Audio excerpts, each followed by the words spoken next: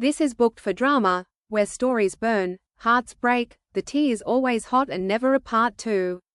Today we're diving into The Storm Begin in Silence. Let's go. Chapter 1. Melanie Lloyd walked out of the city hall like a shell of herself, dazed and unsteady.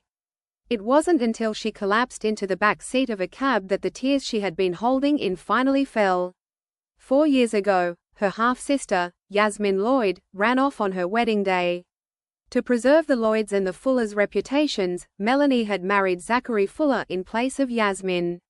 At first, Zachary had been cold and distant toward Melanie. Yet, she never once complained. Instead, she managed every part of his life with meticulous care. Little by little, her steady presence chipped away at his defenses. Zachary began to let Melanie rearrange his schedule. He'd also listened to her awful puns with great patience and even let her organize confidential work documents. As time went on, he only treated her better. He gave her a black card with no spending limit and took her to every award-winning restaurant in town. Even if she had a craving for peanut brittle late at night, Zachary would drive halfway across the city just to get it for her. Then, he'd hand it over, pinch her cheek, and say with a helpless smile, "You really are the greediest little thing." Melanie had thought she'd finally won him over. However, Yasmin returned to the country 2 months ago with a terminal cancer diagnosis. That night, their father, Charles Lloyd, called a family meeting. With a grave expression, he said to Melanie, "Yasmin's cancer is in the late stages. She has at most 6 months left to live. Her biggest regret is not marrying Zachary. So for now, you'll step aside. Once the wedding is over and Yasmin is gone, he'll still be yours. Yasmin's your sister. Please just give in this once," Melanie's stepmother, Susan Jakeman, pleaded. Yasmin, too, sobbed uncontrollably. "This is my only wish before I die. Please let me have him." Melanie could hardly believe her ears. In the next instant, her eyes burned with unshed tears. "Back then, you forced me into this marriage like a puppet, and now you want him to marry Yasmin? What do you people take me for? I won't agree to this," she snapped, each word laced with fury and pain. But Charles ignored Melanie's protests. He locked her in her room and said she wouldn't be allowed out until she relented. On the 3rd day of her confinement, she heard that Zachary had smashed a glass in front of Charles, furious. On the 13th day, a news alert popped up on her phone. It read, "Zachary Fuller declares that his wife can only ever be Melanie Lloyd." On the 28th day, Zachary pulled the plug on every business partnership he had with the Lloyds. It was his way of forcing them to return Melanie. A month later, the locked door finally opened. Melanie's eyes filled with tears as she thought about everything Zachary had done for her lately. Without even stopping to put on her shoes, she stumbled straight into his arms. But the next second, she heard his hoarse voice. "Mel, I'm sorry. Your parents were adamant. They even begged me. For the sake of both our families, I have no choice but to go through with this charade with Yasmin. But don't worry. It's only a fake marriage. You'll always be the woman I call my wife." Almost immediately, Melanie felt her heart plummet into an endless abyss, and her chest ached with each intake of breath. She froze for a moment before reaching up to gently cup his hollowed face. Blinking back tears, she reassured him, "You've already done more than enough." Later, Melanie stood by and watched as Zachary slipped a diamond ring onto Yasmin's finger in front of a crowd. He even threw her an extravagant wedding. After that, he treated Melanie just as kindly as before. However, he began spending more and more time with Yasmin. It started with occasional visits. Then, he stopped coming home for days at a time. When Melanie got upset, Zachary explained patiently, "I don't love her. I just want to be there for her through the end as a friend." She believed him, but the truth blindsided her. By the time the car pulled up outside Fuller Group, Melanie had composed herself. She clutched the fake marriage certificate tightly in her hand. As soon as she reached the top floor, she came face to face with Zachary's assistant, Kevin Stone. He looked visibly uneasy the moment he saw her. "Mrs. Fuller, what brings you here?" asked Kevin. "I need to see Zachary." Kevin replied, "Mr. Fuller is in a meeting at the moment." "Is not. But Melanie simply brushed past him and headed straight for Zachary's office. Just as she reached for the door handle, she heard Yasmin's voice from inside.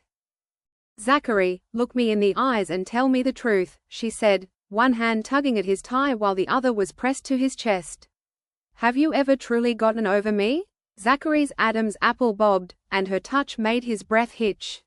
Still, his voice was cold as he answered, "You're imagining things." "Am I?" Yasmin chuckled. "Didn't you fake a marriage with Melanie just to wait for me? Now that I've returned, you rushed to register our marriage. And those things you wrote in your journal. You said the only reason you let Melanie marry you in my place was to force me to come bar." Before she could finish, Zachary suddenly grabbed the back of her neck, silencing her with a kiss that bordered on violence. His gaze was searing, and every word came through clenched teeth. "Yes, I never got over you. So tell me, Yasmin, how do you plan to repay what you owe me?" Just outside the door, Melanie stood frozen to the ground. It was as if she had been doused in ice water, leaving her body numb.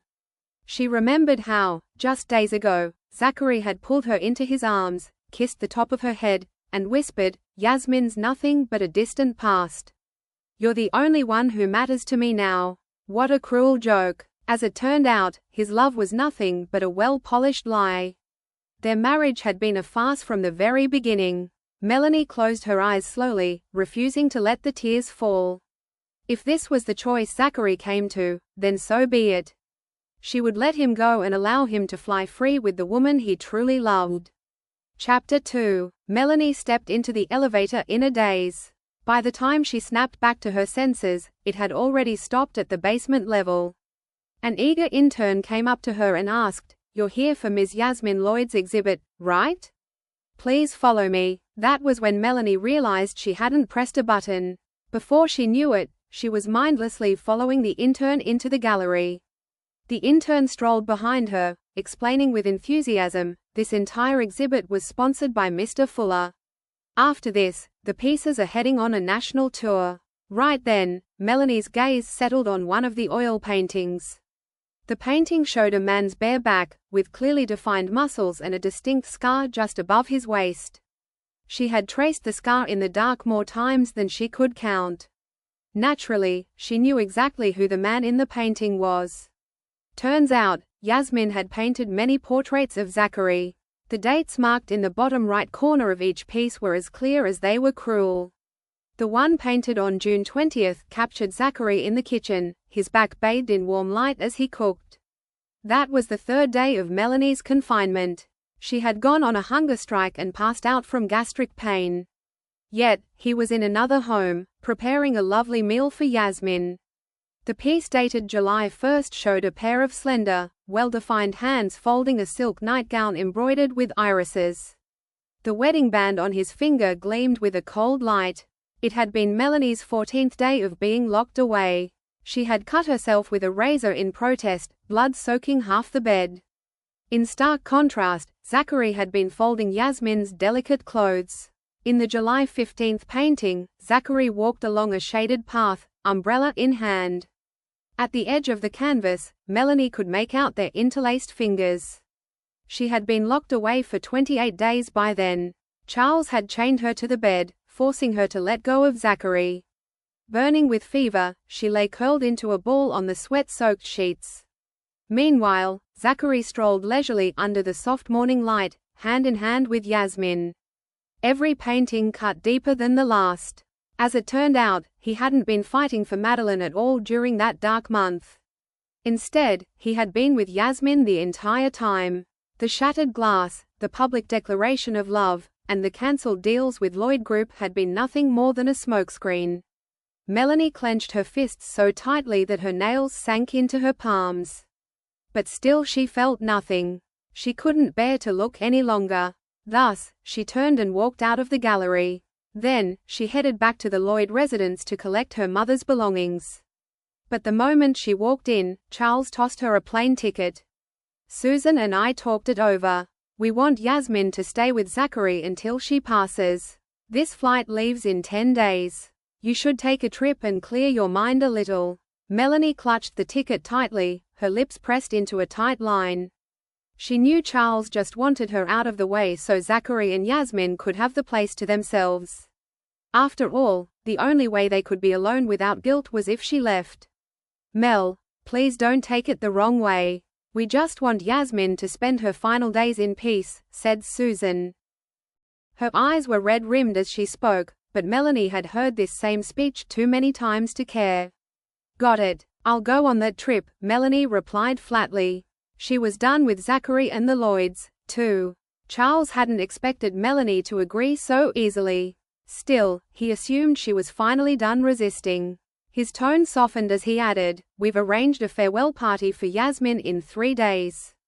Don't forget to come." Okay. Back home, Melanie took out a box and started packing everything tied to Zachary. There were the matching mugs he gave her for her birthday, ticket stubs from their first movie date, and the photo booth strip she had made him pose for.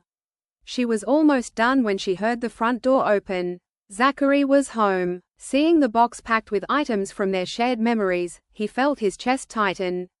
He rushed over, then asked, "Mel, what are you doing?" Chapter 3. Melanie's head hung low. Without looking up, she said, "Yasmin's moving in, right? I thought I'd clear my stuff before she gets here. There's no point in upsetting her." Zachary grabbed her wrist, and with one swift pull, drew her into his arms. "You're still mad at me, aren't you?" he asked. "No, Melanie, you're really bad at lying." Zachary tilted her chin up, forcing her to meet his eyes. "I've told you more than once. We're just putting on a show. If I'd actually wanted to marry her, I would have brought her back 4 years ago." Melanie looked him straight in the eye. Then, out of nowhere, she smiled. "Zachary, you know better than anyone who you truly want to marry." Her voice was soft, yet every word was crystal clear. Before she could say more, Zachary's phone rang sharply, drowning out her voice. He glanced at the screen, then hurriedly answered. After a few brief words into the phone, he muttered something to her about a work emergency and hurried out the door. Melanie stared at his retreating figure. At that moment, she realized that it didn't matter anymore whether she confronted him or not. Some relationships were like candy left out too long. They looked shiny on the outside, but inside, they had long gone stale. You could force yourself to hold on, but in the end, all you'd taste was disappointment. Not long after Zachary left, Melanie received a WhatsApp message from Yasmin. It was a photo. In it, Zachary was down on one knee, holding Yasmin's foot as he clasped an anklet with a horseshoe charm around it. Suddenly, Melanie was taken back to the time she had dragged him to a summer fair. She had spent ages at a booth, sifting through handmade jewelry and chatting with the vendor about charms and what they meant. When she finally turned around, Zachary was a few steps away, checking his watch. The irritation on his face was obvious. "You actually believe in that kind of crap?" he had asked. Melanie was lost in thought when another message from Yasmin popped up. "Yasmin, I told Zachary the first wasn't feeling well, and he went straight to that shop that sells good luck charms. He bought me this anklet. Yasmin, has he ever done anything like that for you? Yasmin, wake up, Melanie. He never loved you." Melanie's grip tightened around her phone. The glow from the screen lit up her face, and whatever warmth that was left in her eyes all but disappeared. It was true. Zachary had never loved her. And from now on, she wasn't going to waste another second hoping he ever would. For the next 2 days, Zachary didn't come home. It wasn't until the 3rd day that Melanie saw him again at Yasmin's farewell party. He arrived in a tailored black suit, guiding Yasmin's wheelchair through the crowd. She looked pale and weak as she sat with a blanket over her legs. The moment she tilted her head slightly, Zachary leaned down to ask if she was okay. Right then, Melanie's lips curled into a mocking smile. He had claimed it was all just an act, but the way he looked at Yasmin hadn't changed in 4 years. It still held the same tenderness. The ceremony began shortly after.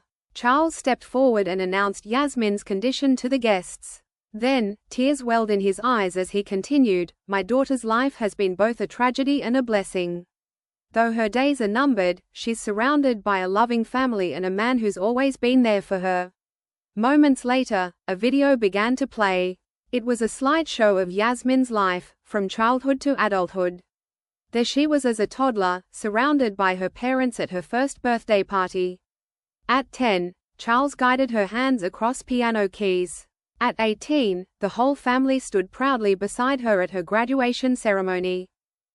But in every picture, Melanie was just a blurry figure in the background. She had been nothing but a silent witness to an unfolding joy that never belonged to her. Then, the images shifted. Now, it was Zachary by Yasmin's side. He stood there with flowers in hand when she won a competition. He proudly posed as her muse while she painted. Finally, he held her close on their wedding day. From school uniforms to tailored suits, the years passed in a blur. Yet, the tenderness in his eyes never once wavered. The crowd sat quietly, overcome with emotion. Without warning, the screen with red text. It read, "Yasmin Lloyd, bitches like you belong in hell. You stole my husband. Just like your mother, you're nothing but a man-stealing whore. I curse you to rot in hell. You'll never know peace." For a few seconds, the room was deathly silent. Then, chaos erupted. Chapter 4. Everyone turned to look at Melanie in unison. She stood frozen to the spot. Before she could even process what had happened, Susan's panicked scream tore through the room. Yasmin! Yasmin had fainted from shock after seeing the slurs on the screen. In an instant, Zachary's expression changed drastically. He scooped Yasmin into his arms and hurried toward the infirmary. Melanie's mind went blank. Suddenly, a slap cracked across her cheek, jolting her back to reality. Charles's eyes blazed with fury, veins bulging at his temples as he roared, "What kind of monster did I raise? Your sister's sick, and you still have the nerve to curse her to death?" Melanie stumbled back, bumping into the champagne tower behind her. It toppled over with a crash, and liquor spilled across the floor. She collapsed onto the shards, gritting her teeth against the pain. "It wasn't me," she cried. "Shut up," Charles barked. "I've always known you hated how we treat Yasmin better. But she's dying. Is it so hard to show her a little sympathy?" Then, he turned to someone and ordered, "Take her away and lock her up." Just like that, Melanie was thrown into a pitch-black room. She had been afraid of the dark since she was a child. Worse still, she was claustrophobic. The door slammed shut, and her chest instantly tightened.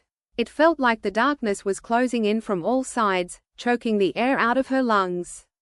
She pounded on the door with all her strength, leaving a bloodied mess on the wooden panels. "Open up, please. Let me out. I'm begging you." But outside, there was only silence. Her strength slowly ebbed away. She slid to the floor and gasped for air as her vision blurred. Melanie had no idea how much time had passed. Just as she was about to lose consciousness, the door creaked open. Upon seeing the streak of light, she dragged herself toward it. In the next second, a bucket of warm, foul-smelling liquid came crashing down on her. Then came a second bucket, and a third. Melanie choked so hard that she could barely breathe. Through the haze, she barely made out a familiar figure standing in the doorway. It was Zachary. He stood at the threshold between light and shadow, coldly watching as his men doused her again and again. Yet, he didn't tell them to stop. Only after the last bucket was emptied did he finally step forward.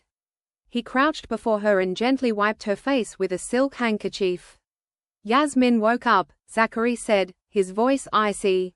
"She didn't blame you for cursing her. She even begged me to show you mercy. She said you were just possessed and not truly evil. So, I had this prepared. It's meant to drive out evil." After a pause, he added, "But for it to work, you'll have to soak in it for 3 full days and nights." A flash of terror crossed Melanie's face. She grabbed Zachary's arm and pleaded, "I didn't curse her. You have to believe me." Yet, he simply pried her fingers off, one by one. His movement was slow, deliberate, and cruel. "You did something wrong. Actions have consequences, Melanie. Even a child knows that." The warmth of his touch faded from Melanie's fingertips. She parted her lips, but all that came out was a broken plea. "Please, don't leave me here. I'm scared of the dark."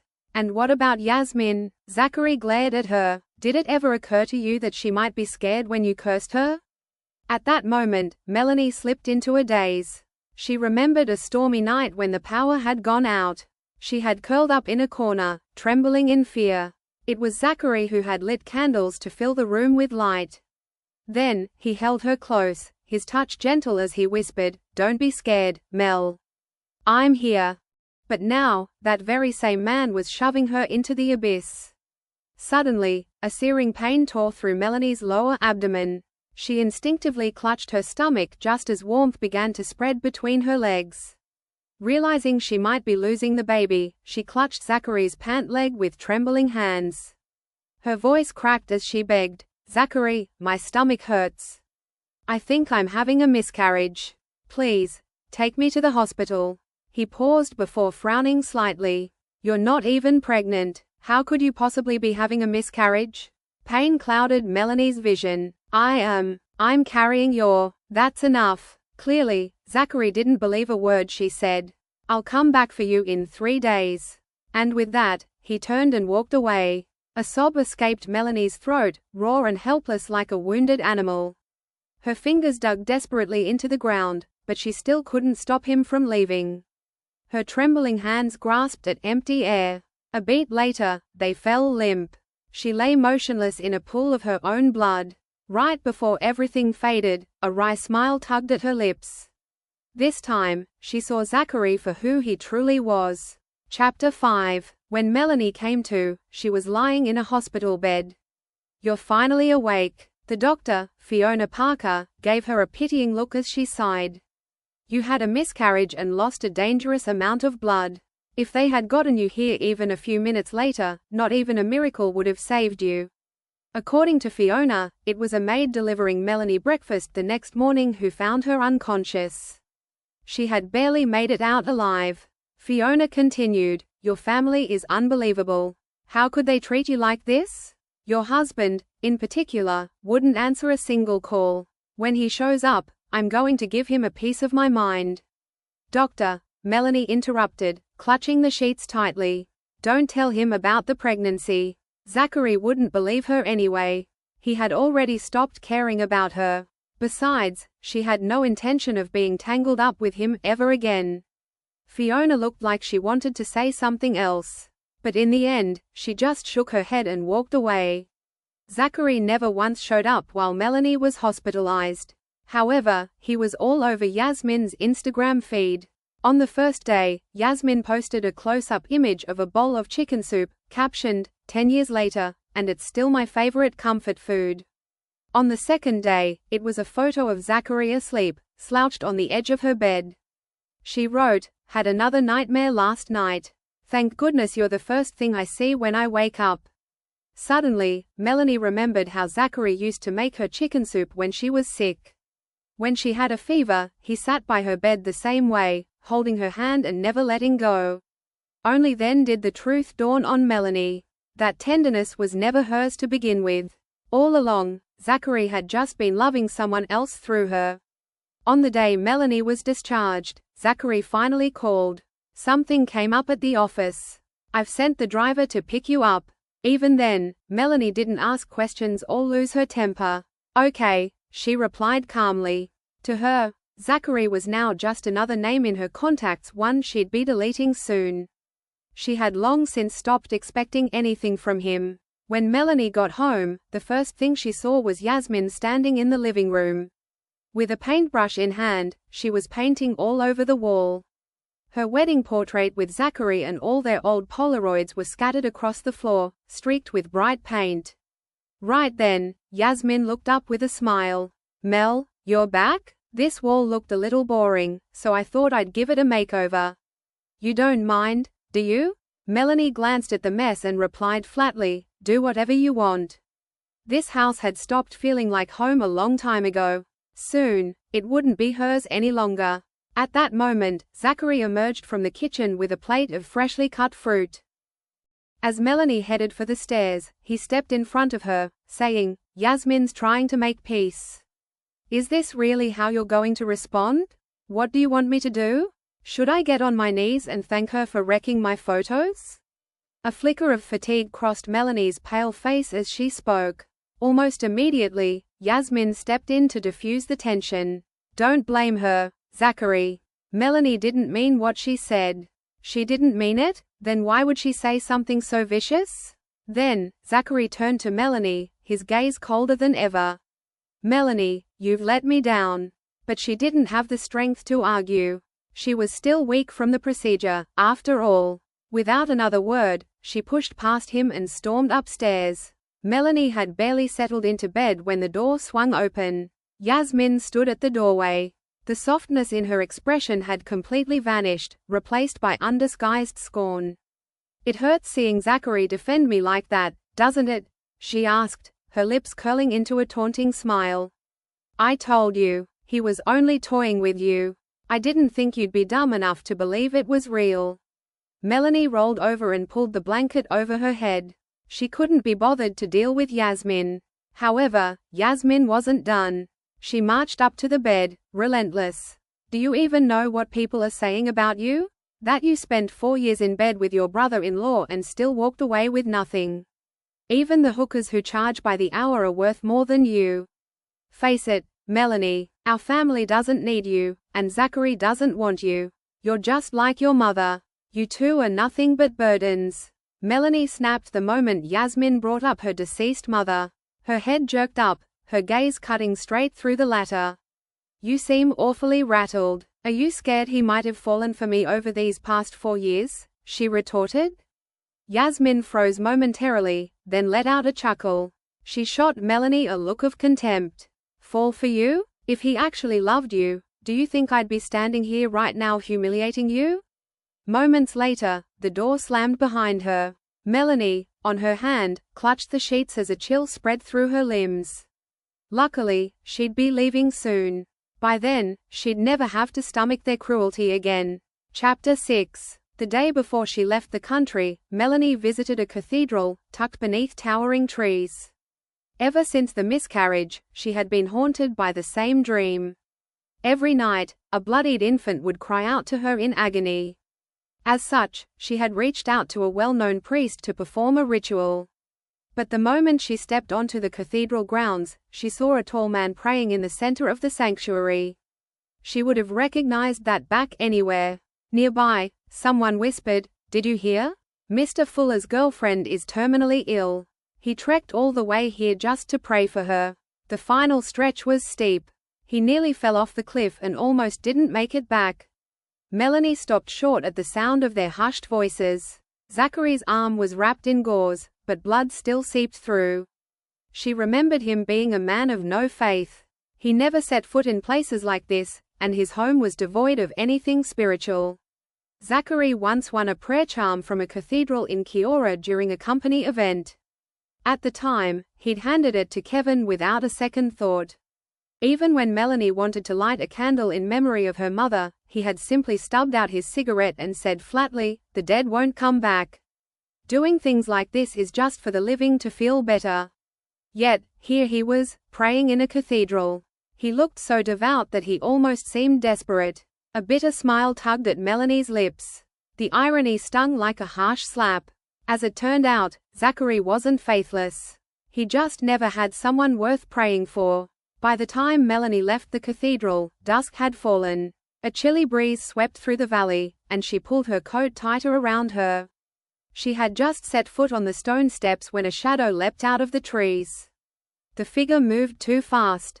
Melanie didn't even have time to scream before a hand clamped over her mouth. Then, everything went dark. When she came to, she was slumped against a tree. Nearby, a group of paramedics rushed toward the cliff with a stretcher. "Hurry, the victim's down there." Melanie braced her hands against the ground and staggered to her feet. Before she could even process what was happening, a tall figure strode toward her, the cold wind seeming to follow in his wake. "Melanie Lloyd, I thought you were just blowing off steam when you cursed Yasmin. I can't believe you actually pushed her off a cliff." Zachary snarled, his fingers closing hard around her throat as he slammed her against a tree. He added, "You're lucky she survived. She hit a rock on the way down. If she hadn't, I'd have buried you with her." Melanie's breath caught in her throat. But one look at his accusing gaze, and she understood everything. I didn't." She managed to choke out the words. Zachary's voice was icy as he snapped, "You're still denying it, huh? You and Yasmin were the only ones here, and now she's at the bottom of the cliff. Do you really expect me to believe that it's a mere coincidence?" Melanie clawed at his hand, struggling to breathe. Just as her vision began to blur, Kevin came running, breathless. "Mr. Fuller," they pulled her up. In an instant, Zachary released his grip and rushed toward Yasmin. Melanie, on the other hand, doubled over in a fit of coughs. Through her tears, she saw Yasmin on the stretcher, clutching Zachary's sleeve. Her face was stricken with fear, and she whimpered, "Zachary, I'm scared." Zachary held her hand tightly. "I'm here, no one's going to hurt you," he reassured her in a low voice. After he helped Yasmin into the ambulance, he turned to speak to Kevin. Seconds later, Kevin marched over to Melanie, seized her wrist, and said, "Apologies, Ms. Melanie." Before she could respond, he dragged her to the cliff's edge and shoved her off. A sickening weightlessness seized Melanie. Then, she slammed into the rocks, pain splintering through her bones. Kevin stood at the edge, his voice icy as he stated, "Mr. Fuller says you've crossed a line. This is your punishment, so you can experience what Ms. Yasmin did." With that, his footsteps faded into the distance. Now, Melanie was all alone. Agonizing pain racked her whole body. Still, she gritted her teeth and tried to climb up. But every time, she never made it far. Eventually, she curled up between the freezing rocks as despair crashed over her like a tidal wave. She wanted to confront Zachary. Yasmin barely had any time left, so why would Melanie want to hurt her? Right then, a chill settled in Melanie's chest. Deep down, she had always known the truth. In Zachary's eyes, she would never measure up to Yasmin, and he would never believe her. There was no signal in the mountains, and Melanie knew she couldn't afford to stay still any longer. So, she forced herself to her feet. She then dug her nails into the cracks between the rocks. Her palms were scraped open and bleeding. She kept stumbling and falling, only to drag herself upward each time. Melanie climbed and tripped, over and over again, until her body was raw and slick with blood. At last, she made it up. But by then, the cable cars had stopped running. With no other way down, she staggered along the mountain path, bruised and battered. By the time she got home, the sky was already beginning to lighten. She barely managed to clean her wounds before curling up in bed and passing out. Half asleep, Melanie heard the door burst open. A beat later, someone yanked her from the bed and hurled her onto the freezing floor. Chapter 7. Melanie Lloyd. "You nearly killed Yasmin, and you're sleeping like nothing happened?" Melanie lifted her head with great effort and saw Charles standing over her, his eyes red with fury. Beside him, Susan kept her head down, her shoulders shaking as she sobbed. "Mel, your sister doesn't have much time left. Why can't you just leave her alone? We overlooked what happened at the farewell party, but this time, you nearly killed her." Susan choked out, tears streaming down her face. Melanie gripped the sheets tightly, unable to stand another second of Susan's tearful performance. She pushed herself upright and spoke slowly, each word deliberate. "I wasn't the one who posted that curse at the farewell party, and I didn't push her off the cliff. Yasmin's been setting me up, and you've let it happen every time. Aren't you afraid it'll come back to haunt you?" Almost immediately, a hard slap cracked across her face. Melanie staggered back, blood welling at the corner of her mouth. "You ungrateful brat!" Charles was trembling with rage. "Your mother was the same, always blaming everyone else for her own mess. And now, you." Susan placed a calming hand on his back.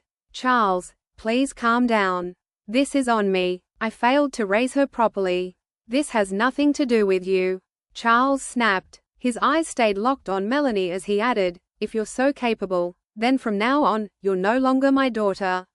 With that, he stormed out with Susan, the door slamming shut behind them. At that moment, a streak of lightning tore through the sky.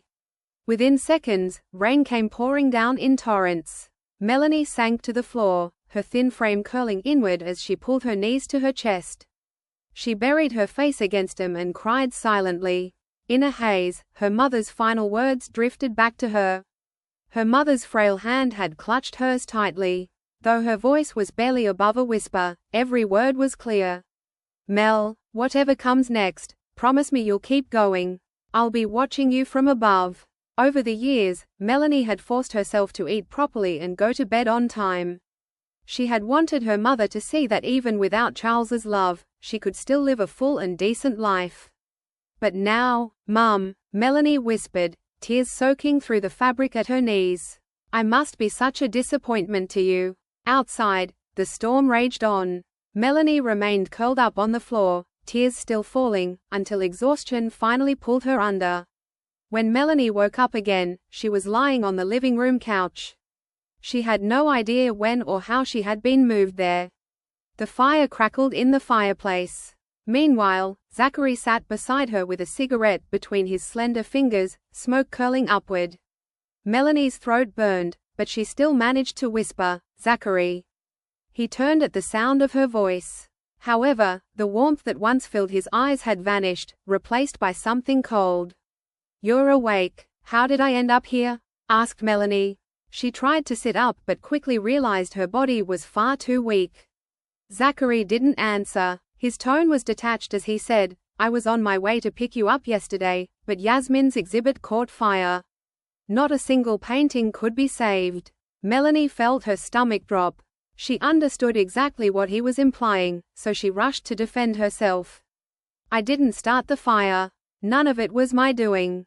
You can look into Melanie." Zachary's voice was soft as he cut her off. There was something in his eyes that she didn't recognize, and it rattled her. Being an artist was Yasmin's biggest dream. Those paintings were everything to her. She'd never destroy them herself, he stated. At that, Melanie's hands began to tremble. "What are you trying to say? I haven't told your father or Yasmin that you started the fire. But that doesn't mean I'll just let it go." Zachary rose and looked down at her before adding, "Now, it's your turn to know what it feels like to lose something you love."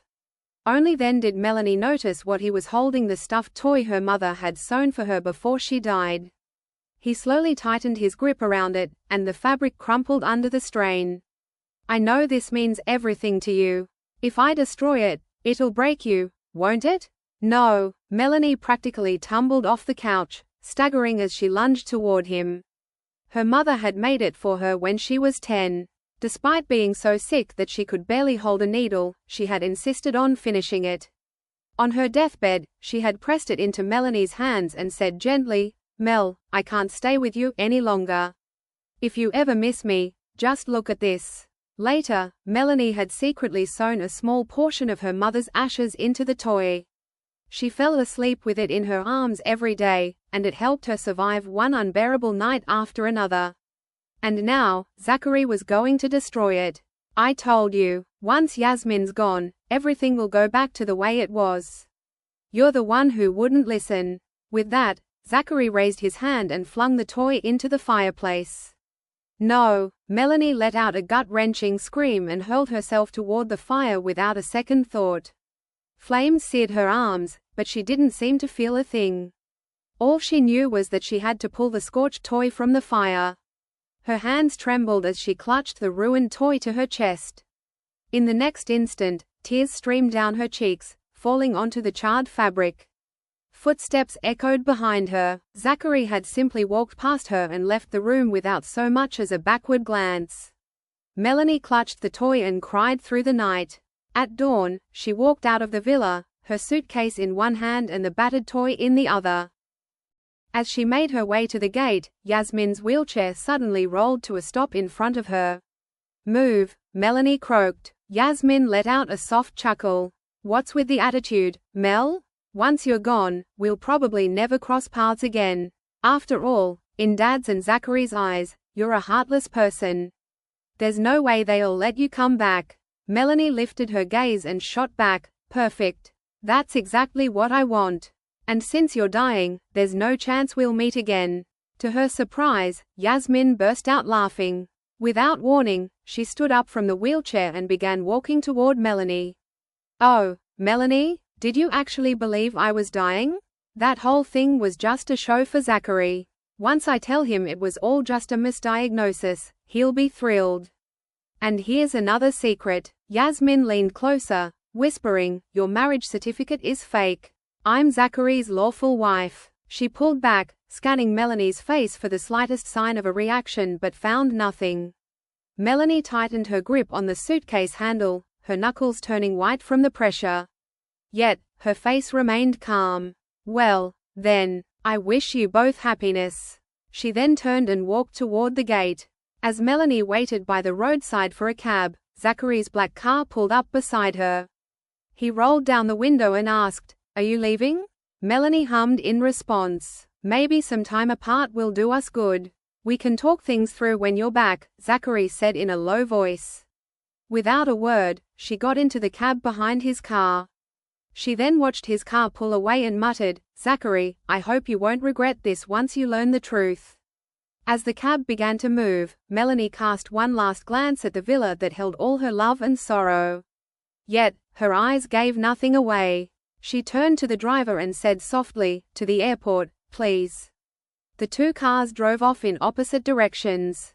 From that moment, their lives diverged for good. Chapter 8. The day after Melanie left the country, Yasmin wasted no time having the household staff replace every curtain and rug in the house with styles she preferred.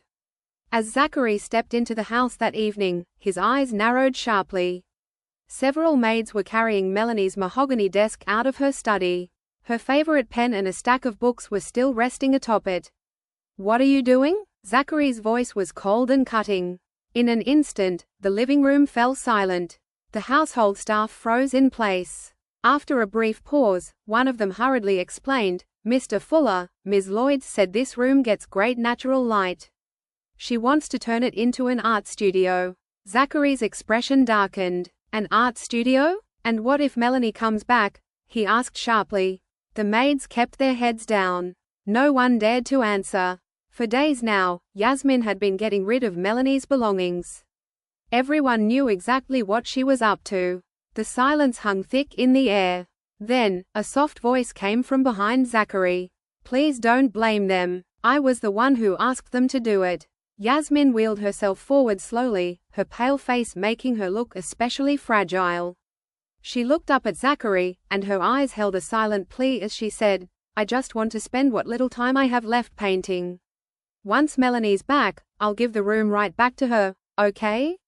Zachary looked down at her, his gaze dark with something unreadable. Once, he wouldn't have let anyone lay a finger on Melanie's things. But then, he remembered how she had set fire to Yasmin's exhibit. Just like that, his resolve faltered. He motioned to the household staff members. "Pack up everything that belongs to Melanie in the study. Leave them in the storeroom for now." Yasmin's face immediately lit up with a smile. She clutched his sleeve and said, "Zachary, you're always so good to me." Zachary looked down at her and ran his fingers through her hair. The gesture was tender, yet marked by a quiet restraint. "I don't go back on my word," he replied. His voice was low and calm, as if stating a simple fact. Yasmin's eyes flickered as she tilted her head to meet his intense gaze. She wanted more than his fleeting companionship. What she truly longed for was every moment of his future. It was late at night, and the rain fell in a steady rhythm. Yasmin opened the door to Zachary's study, carrying a warm mug of chamomile tea. "It's pouring. Here, have some tea. It'll warm you right up," she said softly. As she set the mug beside his hand, her fingertips brushed lightly against the back of his. Zachary didn't give it a second thought. He picked up the mug and downed it in one go. Meanwhile, Yasmin took a seat on the couch nearby with a book in her hands. Yet, her gaze kept drifting toward Zachary's cold, sharp profile. She had already tricked him into registering their marriage. But if the truth ever came to light that she wasn't terminally ill, he would start asking questions. Hence, she needed to get pregnant as soon as possible. It was the only way to keep him by her side. It didn't take long before Zachary started to feel strange. He removed his glasses and pressed his fingers to his temples, trying to suppress the uncontrollable heat surging through him. "Are you feeling unwell?" Yasmin asked as she moved closer, her cool fingers brushing the back of his burning neck. But as Zachary looked at her, an image of Melanie suddenly surfaced in his mind. In a flash, Zachary grabbed Yasmin's wrist. His breath came hot and heavy, and a dangerous glint sparked in his eyes. "What did you put in the tea?" Yasmin sank into his lap and kissed him like her life depended on it. "I don't have much time left. Will you give me what I want?" Zachary's expression hardened when he heard that. "Have you lost your mind? If there's no cure, then why not make the most of what I have left?" Yasmin cupped his face, her gaze drawing him in. "Zachary, please don't turn me away." The drug was taking hold, and his body was growing hotter by the second. In one swift motion, he gripped her waist and pressed her down on the table. Pens and papers fell to the floor with a loud clatter. His shadow loomed over her as he leaned in. "Yasmin, you." The last of Zachary's biting words melted into their tangled breaths. Yasmin held him tight, triumph flickering in her eyes. She was certain that this time, she had finally taken Melanie's place. The next morning, Zachary stirred from a heavy sleep. The sheets were tangled, and the air was heavy with the remnants of the night before. Everything that had happened with Yasmin was still fresh in his memory. However, it was Melanie's determined figure that lingered in his dreams. Bathed in the light of dawn, she dragged her suitcase behind her. But no matter how many times Zachary called out to her, she refused to turn back. Annoyed, Zachary threw back the sheets, only for a pair of arms to snake around his waist. "Don't go," Yasmin murmured drowsily, her voice sweet and seductive. Zachary's gaze fell to her face. Her cheeks were rosy, and her breathing was steady. Suffice to say, she looked nothing like someone dying of cancer. Chapter 9. Zachary furrowed his brow slightly as unease crept up his spine. He raised a hand to massage his temples, trying to shake off the strange discomfort gnawing at him. "I can't be late for the board meeting," he eventually said. Yasmin sat up with the sheets wrapped around her and began tracing circles on his back. "Then, come home early tonight?" Her flushed face still bore the afterglow of satisfaction, but a calculating glint flashed in her eyes. The moment Zachary left, Yasmin grabbed her phone and called Susan to tell her the good news. "I told you, didn't I? Zachary isn't over you," Susan responded, her voice bubbling with excitement. She continued, "Everything's been taken care of at the hospital. The doctor who saw you before will admit it's a misdiagnosis. Once you're carrying his child, we'll see what Melanie has to fight you with." Meanwhile, Zachary had arrived at the office. As soon as he stepped into the conference room, he saw several board members gathered around a high-level executive, fussing over him with concern. "Mr. Ziegler, please take care of yourself," someone said. Another added, "Next time, just join the meeting virtually." A weary smile crossed the man's lips. "I'm running out of time. If I didn't come now, I might never get the chance again." Zachary's gaze fell on him. The man was Donald Ziegler, a key figure in the company, and a terminal cancer patient. Since his diagnosis, Donald had wasted away before their eyes. Now, he was little more than skin and bones. The doctors had given him 6 months at most. The meeting began shortly after. Executives took turns presenting their reports, but Zachary's eyes never left Donald. Just like Yasmin, Donald was terminally ill. Unlike Yasmin, however, he looked every bit the dying man. His eyes were lifeless, and there was a pallor to his complexion. "Mr. Fuller, that concludes the marketing department's report," one of the executives said, pulling Zachary out of his thoughts. "Got it. Email me the files," he replied coolly. After the meeting, Zachary didn't get back to work right away. Instead, he called Yasmin and asked her to send over her medical records. The moment he said that, alarm bells started ringing in her mind. "Why are you suddenly asking for my records?" she countered. "I found a good specialist. I just want a second opinion and see if there's anything else that can be done." Zachary responded calmly, twirling a pen between his fingers. Yasmin sighed. "Forget it. My doctor's one of the best there is. If he says it's untreatable, then it really is." The pen stilled between Zachary's fingers. "You won't even try?" Yasmin caught the shift in his tone and quickly answered, "Of course I want to try. If there's a better treatment out there, I'm all for it." "Then, send the files over." 5 minutes later, Yasmin sent over her medical records. Without delay, Zachary forwarded the file to his private doctor to check for anything out of the ordinary. It wasn't long before the doctor called back. "I've gone through the records, Mr. Fuller. Everything seems normal. But what?" Zachary urged with a frown. The doctor took a deep breath, then said, "I was attending a medical seminar at Mercy Hill Hospital, and I overheard some staff members talking about your wife." "You mean Melanie?" "Yes. She asked the hospital to keep it from you. But I believe you have the right to know the truth as her husband." After the call ended, Zachary received a photo from the doctor.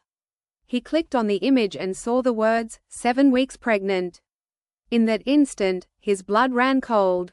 Melanie was pregnant. Zachary couldn't believe his eyes. He kept checking it, but the result was the same. He sprang to his feet, grabbed his car keys, and drove to Mercy Hill Hospital. Fiona, the doctor who had performed Melanie's abortion, met Zachary in her office. With a grim expression, she said, "Yes, Ms. Lloyd was pregnant.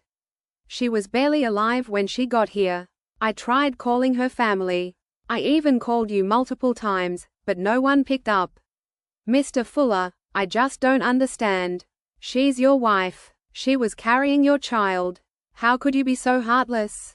Zachary clenched his fists, his expression darkening by the second. According to the records, Melanie had terminated her pregnancy on the very same day she had been locked in that dark room after cursing Yasmin to death. That day, she had been drenched in foul-smelling liquid. As Zachary turned to leave, she had begged him, saying she was miscarrying and needed to go to the hospital. At the time, he had thought she was just putting on a show. He never imagined Melanie had really been pregnant. He was the one who had killed their child.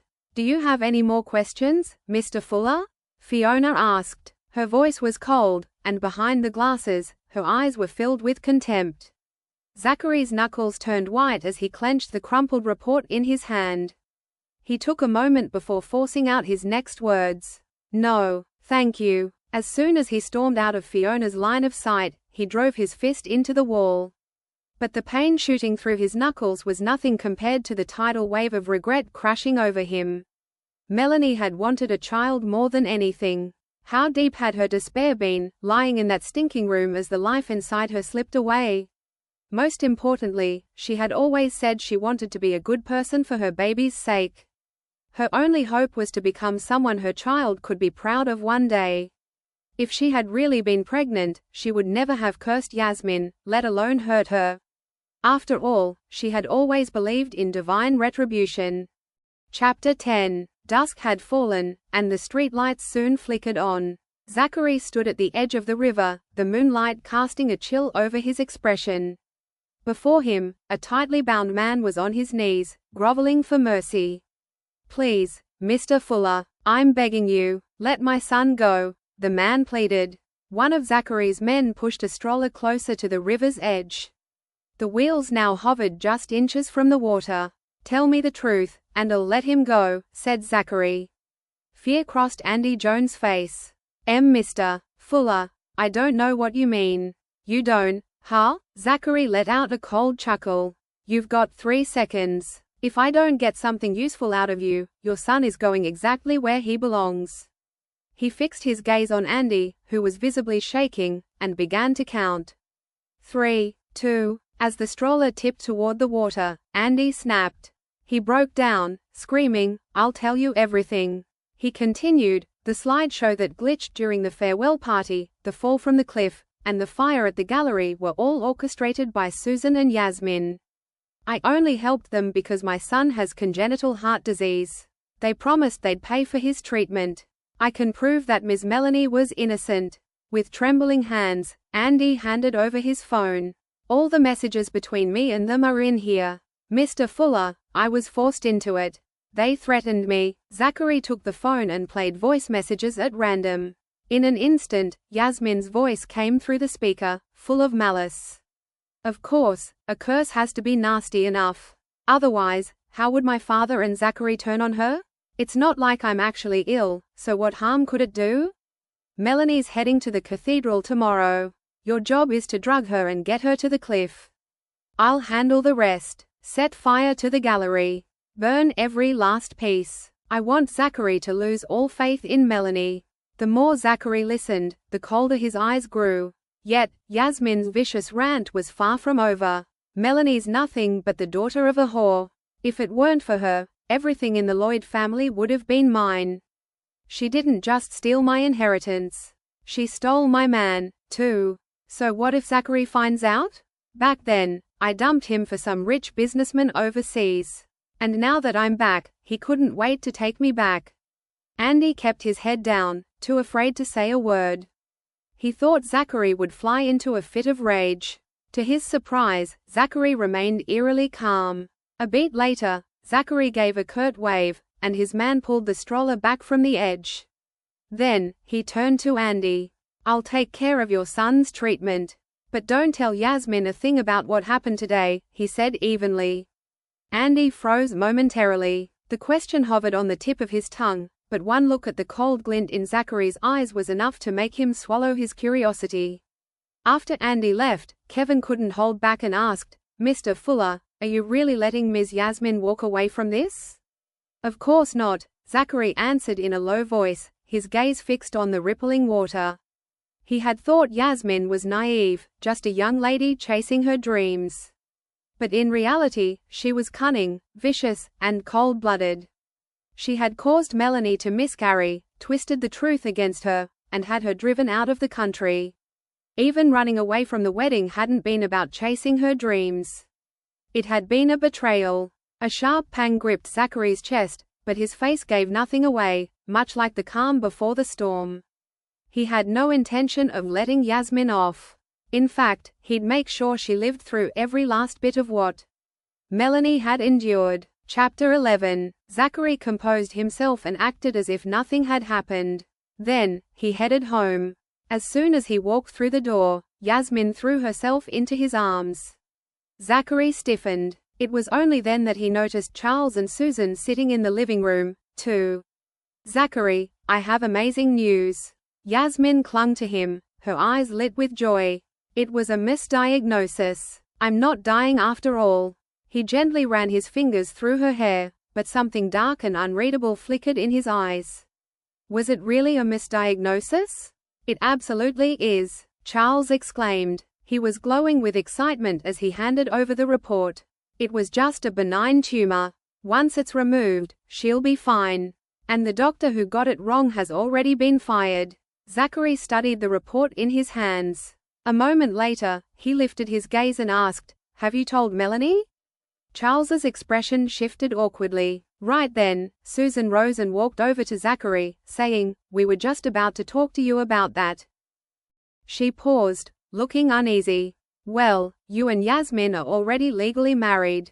Besides, the wedding's over, and she's healthy again. Maybe you and Melanie, you want me to end things with Melanie?" Zachary asked while looking at her. Susan froze. Just as she was trying to find a more tactful way to say it, Zachary spoke up. "All right." For a moment, the room went still. No one had expected him to agree so readily. Yasmin was elated. She rose on her tiptoes and cupped his face. "Zachary, are you serious? Are you really willing to let Melanie go and choose me instead?" Zachary slipped an arm around her waist, but his face remained impassive. He looked her straight in the eye and replied, "We're husband and wife in every sense. I only married Melanie back then because of you." At those words, Yasmin's heart thundered in her chest. She had been planning to wait until she was pregnant with his child before coming clean about her illness. But the call she received that morning had left her deeply unsettled. Zachary had suddenly asked for her medical records. Although he claimed he wanted to consult another specialist, she knew things weren't that simple. He was probably getting suspicious. So, she had discussed it with Susan. They decided it was safer to tell him it had been a misdiagnosis before he started digging further. "Since Zachary has made his decision, I'll inform Melanie tomorrow and tell her not to come back," Charles said. The moment those words settled, a sharp pain twisted in Zachary's chest. For the first time, he observed the Lloyds like an outsider. None of them, Charles, Susan, or Yasmin, spared a single thought for Melanie. They didn't even stop to think about how she might feel, or if it would hurt her. It was as if Melanie didn't even exist. In the days that followed, Yasmin no longer had to pretend she was sick. She went shopping with her friends every day and swiped Zachary's supplementary credit card without a second thought. Anytime she had the chance, she'd show up at Fuller Group, making sure everyone knew about their relationship. At first, the employees of Fuller Group whispered behind her back. But in time, they stopped paying attention. Everyone assumed Zachary had divorced Melanie, and Yasmin was now the new Mrs. Fuller. Yasmin had gotten everything she ever wanted, yet something felt off. It seemed Zachary didn't care about her at all. He met all her material needs and even satisfied her in bed. But beyond that, he showed no interest in where she went or who she spent her time with. Once, out of spite, Yasmin hit a club and surrounded herself with a group of male escorts. Then, she sent the pictures to Zachary on purpose. And all he replied was, "Don't wear yourself out. Come home early." At that moment, a strange emptiness settled in her chest. It felt like all she had was the title of Mrs. Fuller, but not his heart. Chapter 12. 2 months later, Yasmin was pregnant. When she found out about her pregnancy, she finally felt at ease. She eagerly went to Zachary with the pregnancy test results to tell him the good news. "Zachary, you'll be a dad soon." Impassively, Zachary took the test kit from her and gently brushed his fingers against it. "You don't seem happy?" Yasmin spoke as she looped her arms around his neck. "Melanie's long gone. Are you perhaps thinking about her again?" Zachary's grip around her waist tightened slightly. "Don't overthink it. It doesn't do the baby any good." After coaxing Yasmin, he told her that he had scheduled a prenatal checkup for the day after tomorrow. He would take her to the hospital himself when the time came. As night fell, Zachary went to the balcony and lit up a cigarette. The smoke swirled around him as Melanie appeared in his mind again. Melanie hadn't contacted him after she had gone abroad. He had heard from Kevin that Melanie was now residing in Alleyville, so he told Kevin to update him with a photo of her every day. Just as he was deep in thought, he received a new photo. Zachary tapped on the photo. It showed Melanie feeding a kitten at the roadside, the gentle glow of the sunlight tracing the outline of her figure. He gently touched the phone screen. All this while, he hadn't gone to look for Melanie, not because he didn't miss her, but simply because he wasn't done with his plan. Zachary was fully aware that if he were to go to Melanie now, he could only offer an apology that meant nothing to her. He couldn't do anything to make it up to her. He would only have the right to show up in front of Melanie again after he got rid of all the people who had hurt her. 2 days later, Kevin came to pick Yasmin up for her prenatal checkup. On their way to the location, Yasmin was on a call with her best friend, and she couldn't help grinning from ear to ear. "I hope it's a boy. That way, he can take over the business when he grows up and help to ease Zachary's burden." Kevin saw her smiling through the rearview mirror, and a look of sympathy flickered in his eyes. After a long while, the car stopped in front of a building. "Mrs. Fuller, we've arrived." Yasmin looked out into the empty street through the car window, and the smile on her face stiffened. "Is this the hospital?" "Yes. Mr. Fuller has personally contacted a private hospital for you." With a calm expression, Kevin opened the car door for Yasmin and led her into the building in front of them. Yasmin hadn't given it much thought at first, but the strange feeling she felt deep down grew stronger as they walked further into the building. It was so quiet in the hospital that it felt somewhat eerie and terrifying. Just as Yasmin mulled things over, Kevin brought her into a consultation room. "Mrs. Fuller, rest here for a bit. I'll get to the doctor." Yasmin swept her gaze around the room. Just then, she heard the sound of the door being locked. A foreboding feeling rose within her, and she dashed toward the door. "Why did you lock the door?" As soon as she asked that, the ceiling above her cracked open, and buckets of stinky, foul water rained over her. Yasmin shrieked, covering her head in terror. She collapsed in the pool of foul water, hands trembling as she fished out her phone to call Zachary. After a brief beep, the call was connected. "Zachary, it's me." Yasmin's voice was trembling, and she was on the verge of breaking down. "Kevin locked me up. Tell him to let me out." The person on the other end fell silent for a brief moment. Then, Zachary's cold voice rang out. "I'm the one who had you locked up, not him." "What? You lied to me about having a terminal illness and accused Melanie of harming you. She had a miscarriage because of that. Zachary enunciated each word. Now, I want you to know how it feels to lose your own child. Yasmin stood rooted to the spot and couldn't believe what she had just heard. Did Zachary find out that she had set Melanie up?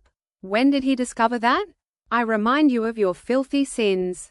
You suggested locking Melanie up for 3 days. And now, I'll do the same to you. I'll have someone pick you up in 3 days. Zachary Fuller, are you out of your mind? Yasmin widened her eyes in fear. There's nothing here. How am I supposed to stay here for 3 days?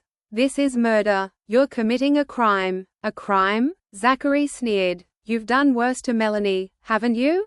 With that, he ended the call without hesitation. Yasmin tried to call Zachary, but she could no longer reach him. Then, she called the others, but the line wasn't in service. Her phone signal had been completely cut off. Let me out, Yasmin screamed miserably, yet, her voice was blocked completely from the outside, and not even a single sound could escape. Chapter 13. It didn't take long for Susan to find out that Yasmin had gone missing.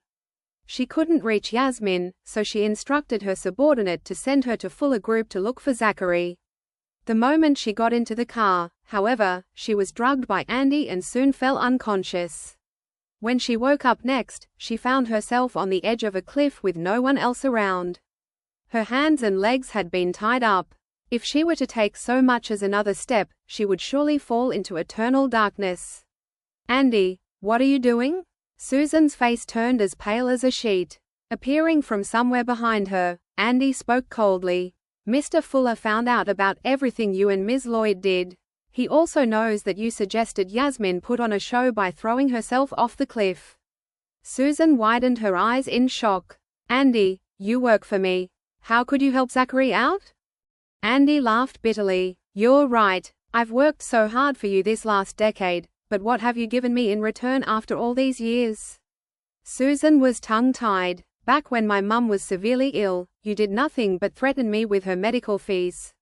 Now that my son's fallen sick, the first thing you did was to take advantage of the situation and tell me to do those filthy things for you. Andy's gaze grew colder. And now, I no longer have to suffer all this in silence. Hey Andy, you can't do. Before Susan could finish speaking, she was shoved off the cliff. She struck the rocky wall on the way down, making her gasp in pain. She then hit the ground with a thud. As the pain eased slightly, she looked up at Andy and spat furiously, "Just you wait. I'll have Charles rip you to shreds later." Andy scoffed in response. Mr. Lloyd is in a difficult situation himself. I bet he doesn't even have the time to deal with your crap. Elsewhere, Charles sat in the Fuller Group meeting room with a grim look on his face. He had no idea what had gone wrong with Zachary, but the latter halted all ongoing projects with Lloyd Group overnight. As such, Lloyd Group was now facing a serious financial crisis. Charles had come looking for Zachary, but Kevin turned him away at the door, saying that Zachary was busy. What could he possibly be dealing with? How could it be more important than meeting his father-in-law? As soon as Charles said that, the meeting room door swung open, and Zachary strode in indifferently. He shot Charles a cold look and said, "Mr. Lloyd, are you here regarding your cash flow?" Seeing how unbothered Zachary was after he had caused all these issues, Charles flew into a fit of rage. "Zachary, I don't know what the hell is wrong with you, but if you still want to be with Yasmin, you'd better rescind your orders." Zachary casually took a seat, his tone nonchalant as he said, "I can rescind my orders." He wore a calm expression as he pushed a document toward Charles. "This is a share transfer agreement. As long as you sign it, I'll stop going after Lloyd Group."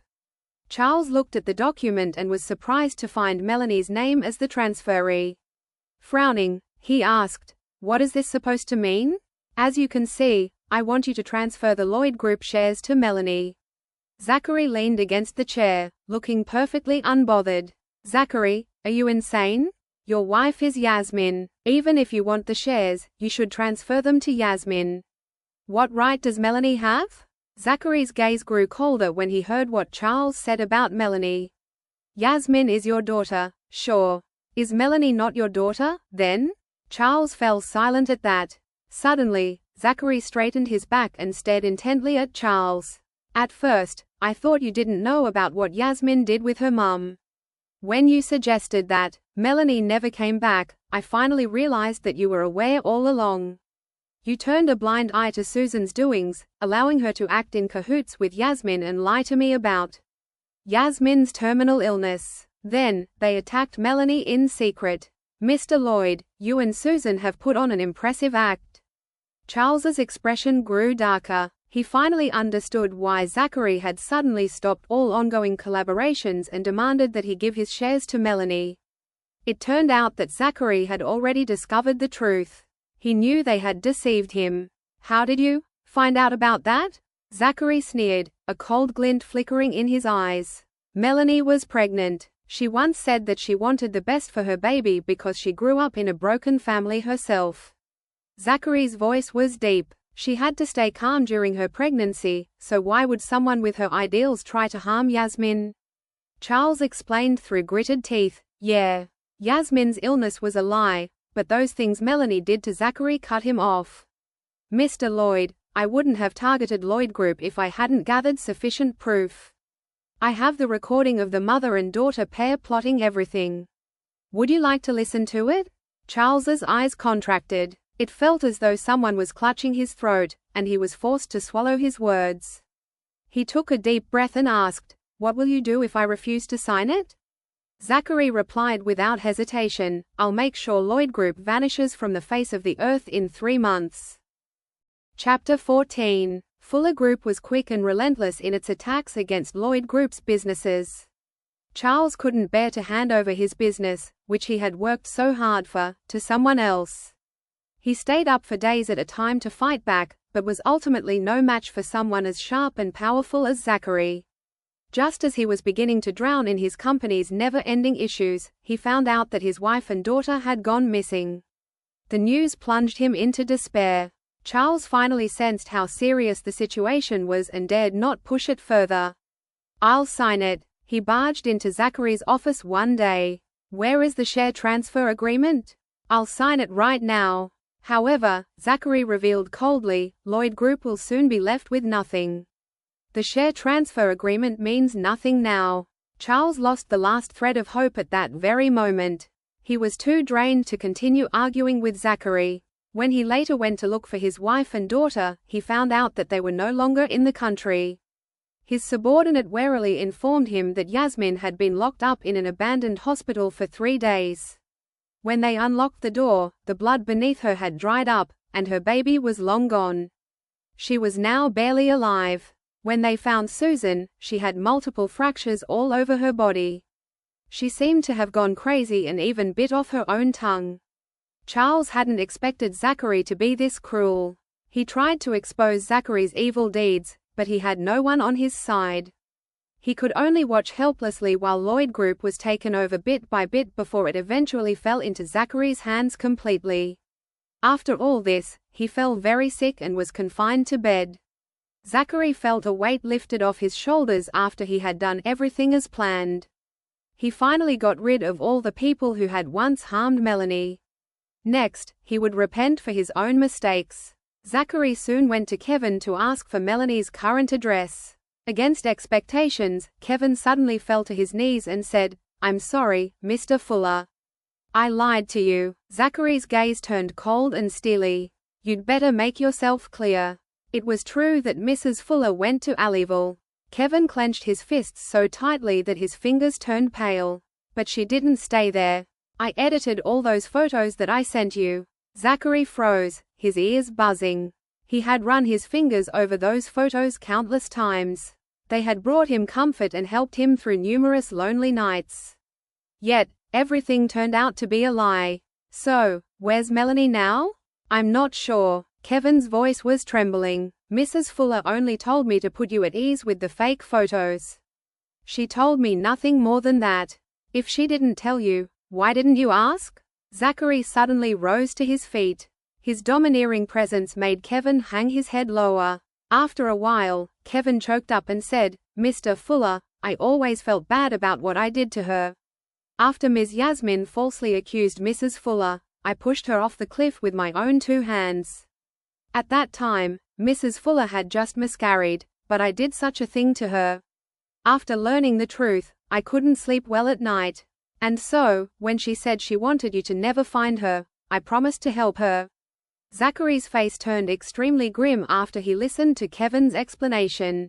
All this while, he thought Melanie was living a carefree life in Alleyville, so he didn't go looking for her. But the truth was, she had left Alleyville a long time ago. "Find her." Zachary gradually straightened his back and rasped his knuckles against the desk. "Make sure you find her, no matter what it takes." Half a year later, on a ship that moved across the vast ocean, Melanie stood on the deck, the sea breeze brushing against her long hair. "It's really windy here, don't go catching a cold." Behind her, a charming man in white sportswear wrapped a scarf around her shoulders. Melanie turned around and saw Jeremy Holt. She said with a smile, "Thank you." Jeremy stood next to Melanie and asked, "You've successfully published your first work. How do you feel?" After pondering for a while, Melanie replied, "I still feel like I'm dreaming." It had been some time since she had gone abroad. First, she had gone to Alleyville. After that, she had boarded this ship and become a writer who traveled across the open seas. Melanie yearned for freedom, and life on the ship was both carefree and relaxed. Before long, she adapted to the lifestyle and left behind all her worries in her home country. During this period, Melanie started writing novels again, something she hadn't done in a long time. She had dreamed of becoming a writer before she married Zachary, but none of her family members supported her and even disdained her writings. It felt as though only Yasmin's dreams mattered to them and should be taken seriously. After marrying Zachary in place of Yasmin, she had done her best to be a capable and supportive wife to Zachary, so she hadn't done any writing. She left Halwyn as the ship pulled away from the dock, and it was on this very vessel that she met Jeremy. Chapter 15. Jeremy was the heir of Holt Group. His family was in charge of a global sea freight corporation, and he had boarded this ship to travel to various ports to conduct operational inspections. He had first noticed Melanie during a banquet. At the time, Melanie had sat quietly in a corner, her fingers moving swiftly across the keyboard. Her existence had seemed out of place amid the luxurious, flashy surroundings. Jeremy hadn't acted rashly and approached her. Instead, he had only ordered the waiter to send over a glass of fresh orange juice. Then, he simply leaned against the bar and watched her as she worked. The two hadn't interacted with each other until a drunk man tried to harass Melanie. Jeremy had stood up for her and easily dealt with that man. The two only started getting to know each other after that incident. This was also when Jeremy learned that Melanie was a writer. "What are you writing? Can I have a look?" He leaned in slightly, his fingers resting on the backrest of the couch. At the same time, his gaze remained fixed on the edge of her computer screen, and he didn't cross the line. Melanie's finger paused midair. She turned to look at him and flashed a smile. "Of course, you can." Then, she sent the draft to Jeremy's email. But following that, Jeremy seemingly disappeared for 2 days. Just when she thought Jeremy didn't feel like talking to her anymore because of how boring her novel was, he approached her with a publishing deal. "I really like the novel you've written. I'd like to invest in you and publish it. Are you interested?" For the very first time, Melanie felt that people might genuinely value her work. She agreed to his offer without hesitation, and they became even closer thereafter. With one hand in his pocket, Jeremy leaned against the railing. The sea breeze brushed against his striking face, and the sunlight cast a shadow over his defined features. "The venue for the readers' meeting is ready. From now on, I'll always stay by your side." Melanie froze for a brief moment. The screeching seagulls and the sound of crashing waves echoed in her ears. She wrapped the scarf tighter around her neck and muttered, "Jeremy, thank you." Jeremy chuckled and rhythmically tapped on the railing. "We're friends. Let's not be so formal with each other." After the ship docked, Melanie booked herself a hotel room and got ready for the readers' meeting that would be held 2 days later. At this time, she was fully unaware that something was brewing. On the day of the meeting, Melanie wore a simple white dress. She showed up at the well-decorated venue prepared by the publisher. She was surprised to see many of her readers already gathered there. As soon as she appeared, the crowd immediately erupted into cheers. "Melanie, I really like the book you wrote. Could you write a few motivational words on the title page?" Melanie maintained a gentle smile on her face and patiently penned her signature for every reader. When she finally signed the last book, her assistant suddenly leaned in and whispered, "A mysterious reader bought all your books, hoping to invite you to dinner." Since Melanie was grateful to her reader, she didn't give it much thought and agreed to the invitation. That night, she went to the restaurant with gifts in hand. The moment she opened the door to the private room, however, she held her breath.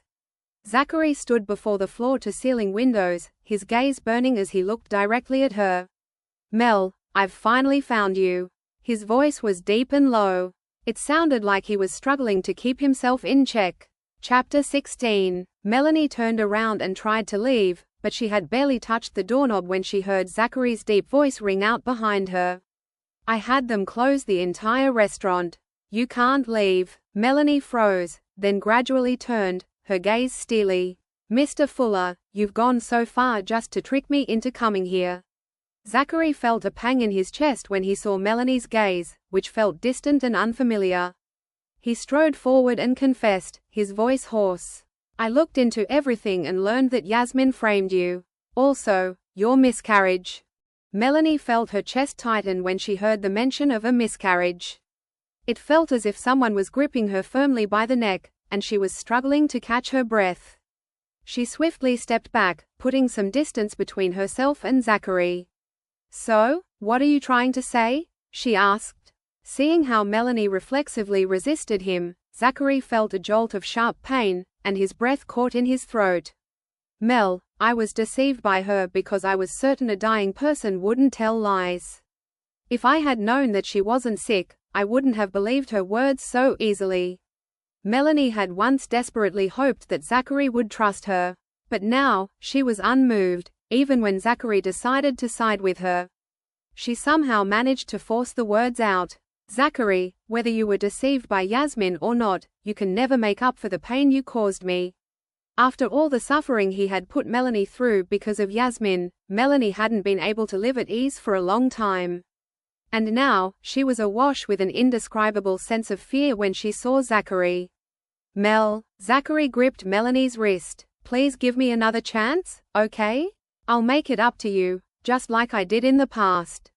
Melanie felt her skin tingle from Zachary's touch, as if a sudden current shot through her.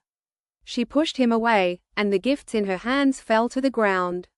While the two argued, a tall figure strode toward them and held Melanie's shoulders. Melanie was stunned. She didn't even realize that Jeremy had walked up to her. "Mr. Fuller, I don't think it's appropriate to force someone into doing something against their will." His tone was calm yet laced with iciness. Zachary's gaze turned cold almost instantly. "How did you get in?" "Well, this restaurant happens to be a property under Holt Group." Jeremy looked Zachary in the eyes, his cold voice cutting through the air like a knife. Zachary fixed his eyes on Jeremy's hand, which was casually placed on Melanie's shoulders, and seethed in anger. Just as he clenched his fist and tried to lunge forward, Melanie yelled, "Zachary, stop embarrassing yourself here." Zachary only questioned her back. "Have you forgotten that we haven't divorced?" "Divorce?" Melanie found his claim absurd. "When did we even get married in the first place?" Her words hit Zachary like a thunderbolt, and he stood frozen in place. Melanie had found out about everything. "Did you really think I'd never discover it?" Melanie's voice was trembling now. "Back when I first found out about my pregnancy, I went to get some formalities done. I was told that the marriage certificate was fake to begin with. After that, I went to the city hall and found out that you're legally married to Yasmin." Melanie sounded eerily calm, as if she were recounting someone else's story. Every single word was like a knife stabbing into Zachary's body, leaving gaping wounds all over him. Melanie had discovered the truth a long time ago. She had been aware of all his lousy lies, yet she had stayed by his side and silently watched him care for Yasmin all this time. Reflecting on her past actions, Melanie thought she was nothing but a fool. "Zachary, you don't even love me." Melanie's voice was soft. You were moved because of the efforts I made in those 4 years, and you felt guilty. The person you love has always been Yasmin. Melanie spun on her heels, the cold wind lifting the hem of her shirt. Just as Zachary wanted to go after Melanie, Jeremy stopped him cold. Mr. Fuller, don't make things ugly. As the private room door shut in his face, Zachary's legs gave out, and he slumped into the chair. Chapter 17. Melanie started burning up as soon as she arrived at her hotel room. All those memories she had sealed away came crashing over her again, making her suffocate. Jeremy had been attentively taking care of her all this time. When she shivered uncontrollably in the middle of the night, he would change the warm towel on her forehead. If she felt thirsty in the morning, she would always find a glass of water at the perfect temperature placed on the bedside table. 3 days later, her fever was finally gone. Holding a glass of warm milk, Jeremy touched her forehead and asked, "How do you feel?" Melanie feebly put on a faint smile. "I'm fine." Despite hearing that, Jeremy knew she was having a hard time. In the past 6 months, he had never probed into her personal affairs. It wasn't until Zachary showed up the day before that Jeremy finally found out she had kept so many things to herself. Jeremy had his subordinates look into Melanie's past. The more he discovered, the more terrified he felt. 4 years ago, Melanie had married the Fuller's son, Zachary, in place of her stepsister. Recently, Yasmin had returned to the country, and Zachary eventually betrayed Melanie. Jeremy pulled himself together and handed a document to Melanie. Zachary seemed to have used heavy-handed means to take over Lloyd Group in just a few months. Now, he wants to give the company to you. No, I don't want it. Melanie's face contorted when she heard Zachary's name, and she shoved the document aside. Jeremy frowned slightly at her reaction. Over the past few days, while Melanie was running a fever, he would hear her murmur in her sleep. She would mumble, "Save me. It wasn't me." Jeremy knew that her traumatic past was haunting her. She hid herself and stayed away from those memories, but she had never recovered from the pain. "Okay, don't sign it, then." Jeremy retrieved the document once more. "If you reject this offer, Lloyd Group will fall into Zachary's hands. It's your family business. Are you sure you want to hand it over to someone else?" Jeremy's words snapped Melanie back to her senses. Her dazed eyes gradually focused again. "Jeremy, could you do me a favor? Tell me." Melanie sat up and said solemnly, "Zachary is extremely powerful in Genville. I don't want him to show up around me anymore." Jeremy instantly grasped the meaning behind her words. "Do you want me to destroy him?"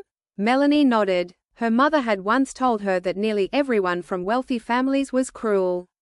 Back then, before she was married to Zachary, she had even gone to her mother's grave and said she had met her fated match. Melanie had been certain that Zachary would never betray her. In the end, Zachary had given her a fake marriage certificate, playing her for a fool. 4 years of sincere effort hadn't earned her a place in his heart. Instead, she had been hurt terribly by him. Melanie clutched the covers tightly. She hated Zachary to the core, but she also despised how foolish she had been. "I can help you," Jeremy replied slowly. "But on one condition." Melanie was taken aback. Just as she was worried Jeremy would ask her to offer herself to him, he patted her head and gently said, "My only condition is that you won't always keep to yourself when you're sad. As a friend, I can share your burden." After that day, Melanie didn't see Jeremy for a long time. He would always leave early in the morning and come back late at night. In short, he seemed really busy. Melanie dared not board the ship again, for she was worried that Zachary might have sent his men there. Half a month went by, and Melanie suddenly received a late-night call from Jeremy's assistant, Terry Gardner. Terry sounded anxious. "Ms. Lloyd, Mr. Holt is in trouble. Could you come over?" Melanie sat up immediately. "What's wrong?" "It's hard to explain the situation over the phone. I'll send you the address." After ending the call, Melanie swiftly got changed and headed to the location. The sky outside was pitch black, and the car eventually stopped in front of a villa on the outskirts of the city. From a distance, Melanie could see a dozen men dressed in black. They were guarding the place and looked intimidating. As soon as Melanie got out of the car, Terry rushed toward her and nervously said, "Ms. Lloyd, Zachary has taken Mr. Holt hostage. He said if you refused to see him, he would." "Where's Jeremy?" Melanie asked anxiously. "He's in the villa." Terry gasped for breath. "Mr. Holt has been targeting Zachary's businesses these days and has taken down many companies under Fuller Group. As such, Zachary hates Mr. Holt. Ms. Lloyd, Mr. Holt warned me to keep you away, but I'm really worried about his safety." Upon hearing that, Melanie replied without hesitation, "Don't worry. I won't let Zachary hurt him." She strode toward the men in black and said coldly, "Tell Zachary to let Jeremy go. I'll follow you once I see Jeremy." Soon, the villa doors were opened. A tall and burly figure staggered out of the villa. Under the soft glow of the moonlight, Melanie could see Jeremy's pale face. He was clutching his abdomen with one's voice trembling as she reached out to hold him. Chapter 18. Jeremy suddenly gripped her wrist and questioned her, his voice hoarse. "Who told you to come?" Melanie looked away without explaining herself, then replied calmly, "Get your injury treated. I'll deal with Zachary." Upon hearing that, Jeremy forcibly pulled her behind him. He didn't even notice that his wound had torn open. "Zachary has lost his mind. If you go in now, you'd just be walking into his trap.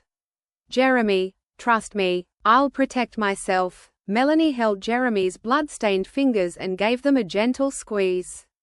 At the same time, a man in black urged, "Ms. Lloyd, now that you've seen him, can you go in already?" "Got it." After replying to the man, Melanie glanced at Jeremy before she leaned in and whispered, "Wait for me. I'll be back." Jeremy pursed his lips tightly and gulped, seemingly wanting to say something. His eyes lingered on Melanie for a long time. After Jeremy made sure that Melanie had entered the villa, he stumbled. Terry rushed over and held him before he collapsed to the floor. "Quick, to the hospital." The many men in black led Melanie into a room. As soon as the door shut, Melanie felt a heat against her back. Zachary wrapped his arms tightly around Melanie, his warm breath brushing against the back of her ear. Melanie stood frozen, but she didn't fight back. She stared at their shadows cast on the wall, her voice terrifyingly calm. "Zachary, you're forcing someone who hates you to stay by your side. Is this what you want?" Zachary remained silent as he sniffed Melanie's hair desperately. He wished he could devour her whole. He replied in a husky voice, "I know. I only want you to stay." Melanie laughed at his words. Then, she turned around and met his eyes. "There were many times you could have made me stay. When I was locked in the room, when I was pushed off the cliff, and when I cried and begged you not to burn those things my mum had left behind. Zachary, at that time, did you ever think we'd end up like this?" Zachary felt as if his heart had been ripped apart when he saw her reddened eyes. He eagerly explained, "Mel, I was wrong. I'll make it up to you with everything I have for the rest of my life." "Really?" Melanie arched an eyebrow. "Even if you have to give up something that matters the most to you?" "What do you want?" Melanie replied without a second thought, "I want Fuller Group. If you give it to Jeremy, I'll give you a chance to repent for your mistakes." Zachary's face fell when he heard that. He gripped Melanie's shoulders. "Have you fallen for Jeremy?" Melanie stayed composed as she enunciated each word. "It's none of your business. Mel." Zachary took a deep breath. "I can fulfill any of your wishes, but not this." He had worked so hard to build Fuller Group, and Jeremy was his rival whom he had been trying to get rid of. Handing Fuller Group over to Jeremy was no different from killing him. Melanie had expected Zachary to turn down her request, so she said apathetically, "In that case, I think we're done here." She wanted to turn and leave, but Zachary called out to stop her. "This isn't Jeremy's turf. Without my permission, you can never leave." With her back facing him, she said coldly, "I'm not leaving. I merely want to get some rest." The moment she set foot in the villa, she knew Zachary wouldn't let her go easily. Of course, she wouldn't just sit by and do nothing either. Since she had told Jeremy to wait for her, she would surely figure out a way to escape this place. Chapter 19. Time gradually ticked away as Zachary tried his best to please Melanie. He had instructed his men to search for treasures around the world, ranging from the auction house's antiques to custom-made gowns. All those things were quickly brought to Melanie. But now, none of these expensive gifts could move Melanie.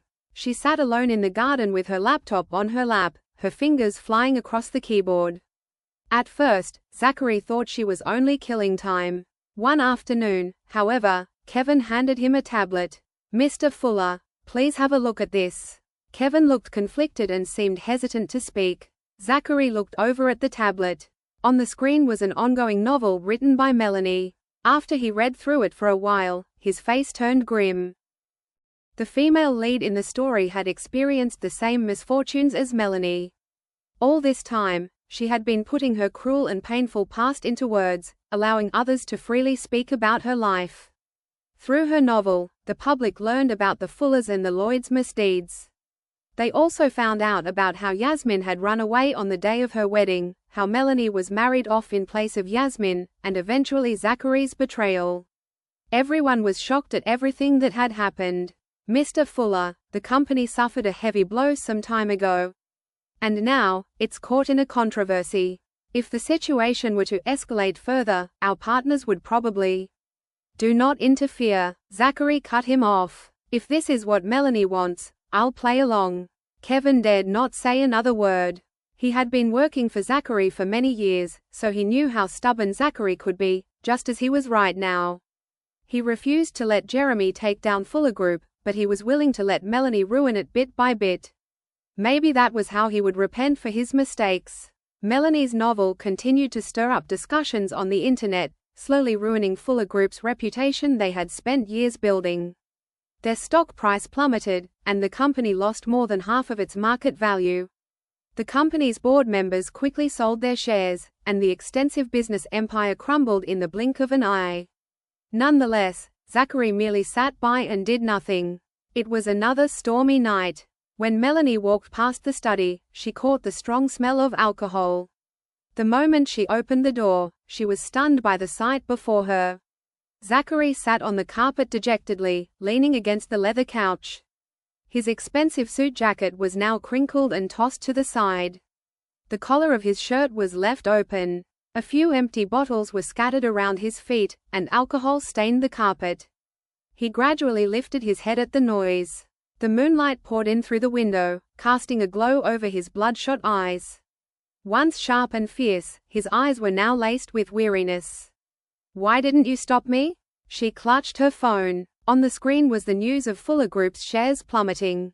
Zachary let out a low chuckle, his Adam's apple bobbing. Just as he struggled to stand up, he stumbled and braced himself on the coffee table. "I deserve this." Melanie was only amused by his words. "You know very well that I only want to leave this place." Zachary was instantly triggered when he heard her say that she wanted to leave. He opened the drawer and took out an exquisite-looking pocket knife. The blade sprang free, its sharp edge shimmering with a cold glint under the silver moonlight.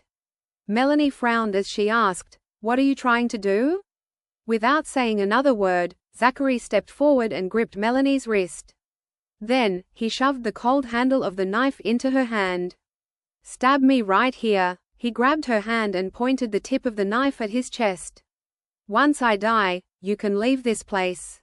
Terrified, Melanie tried to withdraw her hand, but he pressed it down firmly. "I read the novel you wrote." At the end of the story, the female lead stabbed the male lead right in the chest. "And now, I'll give you a chance to make it come true." He enunciated every single word.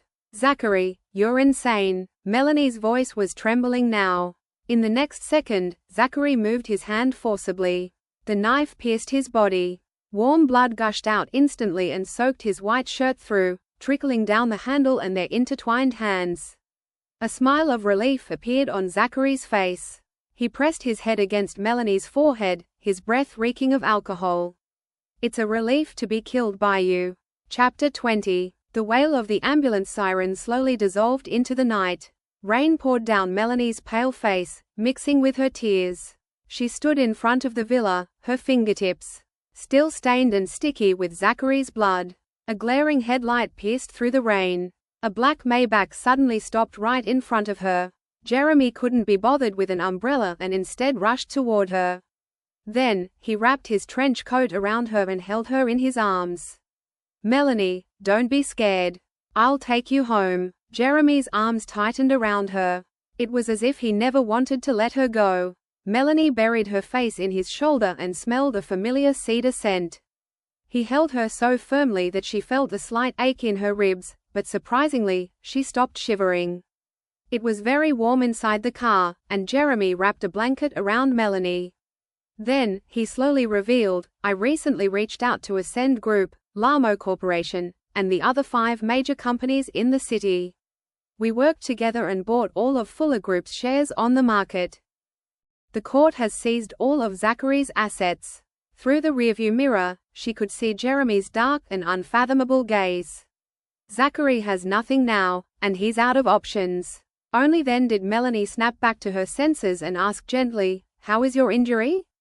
He had hugged her so tightly just now, so she wondered if she had touched his wound. Jeremy smiled, his gaze full of tenderness. I've recovered a long time ago, but you. After a momentary pause, Jeremy continued, Melanie, try to trust me a bit more. I can keep you safe. Jeremy had made arrangements for Melanie to stay in his villa, located on the hillside. She spent a long and peaceful time there. While she stayed with him, Jeremy mostly worked from home. One of them would nestle on the couch, while the other would sit at the table. Both of them were occupied with their own work, but still enjoyed each other's presence. Since they spent all their time together, Melanie seemed to develop a special feeling for Jeremy. She was also getting used to Jeremy caring for her. Sometimes, she would think of preparing surprises for him. One day, Melanie woke up from her sleep and went downstairs in her fluffy slippers to find Jeremy standing in front of the stove and frying eggs in the kitchen. He had rolled his sleeves up, revealing his well-built forearms. His collar was left unbuttoned. Let me help you. Melanie reached for the spatula, but he deftly avoided her. It's an honor to prepare breakfast for such a renowned writer.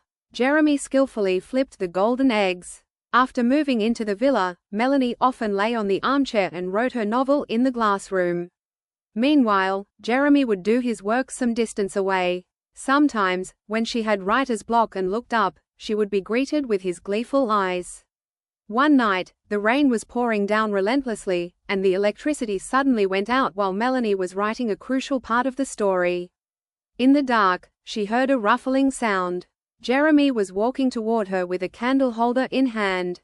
Amid the faint, warm glow, he sat next to her and analyzed the characters and their actions in detail with her. You seem more like the author of this novel than I am, Melanie teased. Jeremy only flashed a smile and tucked her hair behind her ear. It's probably because I know the author better. His reply made Melanie's heart skip a beat. At that moment, Melanie believed Jeremy was only trying to cheer her up. One snowy night, however, she finally discovered Jeremy's real identity. Chapter 21. Snow was falling on the day Melanie received an award for her novel. She stood in front of the window, watching the dancing snowflakes. Jeremy suddenly appeared behind her and draped a cashmere coat around her shoulders. I've booked a table at the revolving restaurant. Let's have a celebration tonight. When the two arrived at the restaurant, the waiter led them into a private room with a view. There were floor-to-ceiling windows on 3 sides of the room. They could enjoy the night view of the entire city from here. The table in the center was covered with a red velvet tablecloth. On top of it were crystal candle holders and red roses. Jeremy raised his wine glass and made a toast to Melanie. Then, he pulled out a stack of letters tied with a worn red string, then pushed them toward Melanie.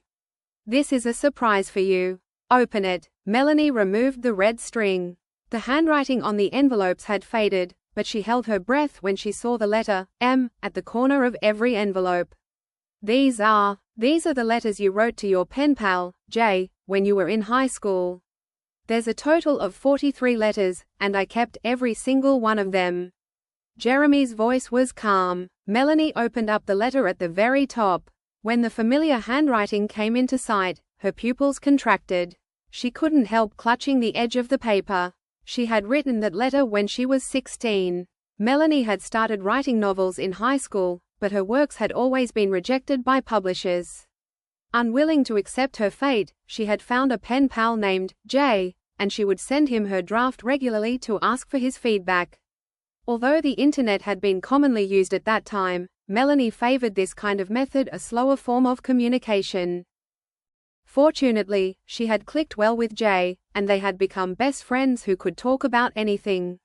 Jay would carefully read through every draft she sent and drop his feedback on the side. With Jay's help, Melanie's writing skills improved tremendously, and she became more confident in her writing. The year she graduated from high school, Jay had suddenly told her in a letter that his family would be sending him for closed-door lessons. As such, he couldn't write her letters anymore. Just like that, he had vanished completely from her world. At that time, Charles and Susan had given Yasmin great support to pursue art, but they refused to let both of their daughters choose a path that wasn't seen as a proper career. As such, they had burned all of Melanie's handwritten drafts. Melanie had lost all her motivation since then, and she never thought of writing novels again. But now, she was utterly shocked to see Jeremy with all the letters she had sent.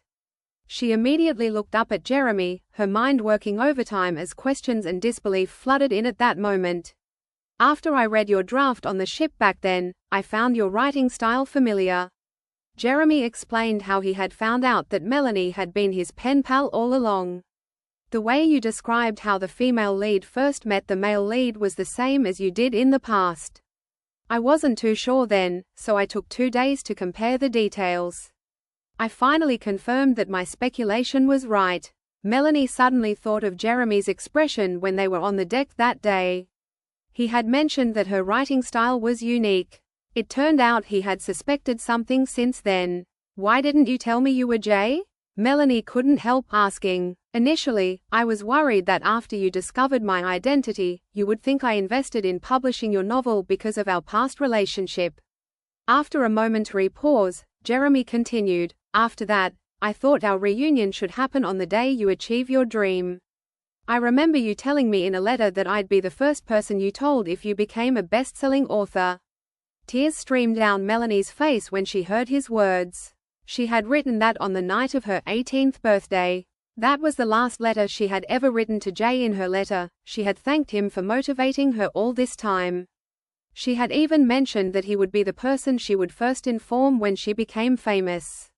Through her tears, she saw Jeremy take out a glimmering bracelet from the inner pocket of his suit. Then, he slowly walked up to her. "After I received the final letter back then, I couldn't get the chance to reply to you. When I finally got to do that, I found out that you had moved." The silver bracelet dangled in his palm, glistening with a soft glow. "Now, I want to say what was left unsaid back then." Jeremy gently slipped the bracelet around her trembling wrist.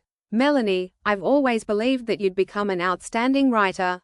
From now on, please allow me to be your first reader. Would that be okay with you?" Melanie looked Jeremy in the eyes and gave him a firm nod.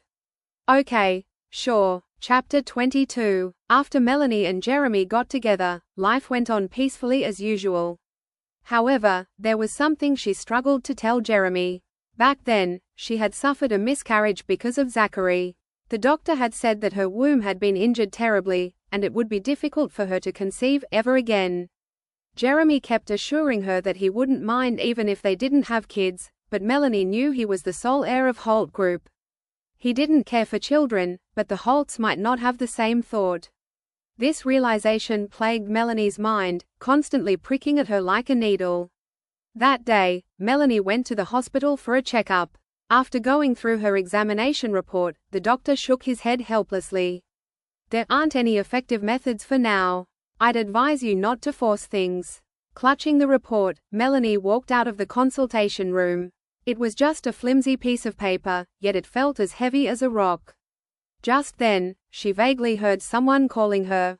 "Mel." The voice sounded so feeble. It was as if it came from somewhere far away. Melanie diverted her gaze and saw the ward door that was left ajar. Through the gap, she saw a familiar face belonging to her father. Lying on the bed, Charles no longer looked as confident and energetic as he used to. His cheeks were hollow, and his eyes were sunken. He was reduced to just skin and bones now. Melanie subconsciously clutched her bag. Since she had gone abroad, she never met her father again. The last time they had met, he had cursed her and said she was no longer his daughter. Melanie stood at the door. The rational side of her told her that she should leave, yet she stood frozen in place. Staring at Charles's dim and bloodshot eyes, she eventually walked into the ward. "Mel, it's really you." Charles's voice trembled as he struggled to lift his arm. "I thought I was hallucinating."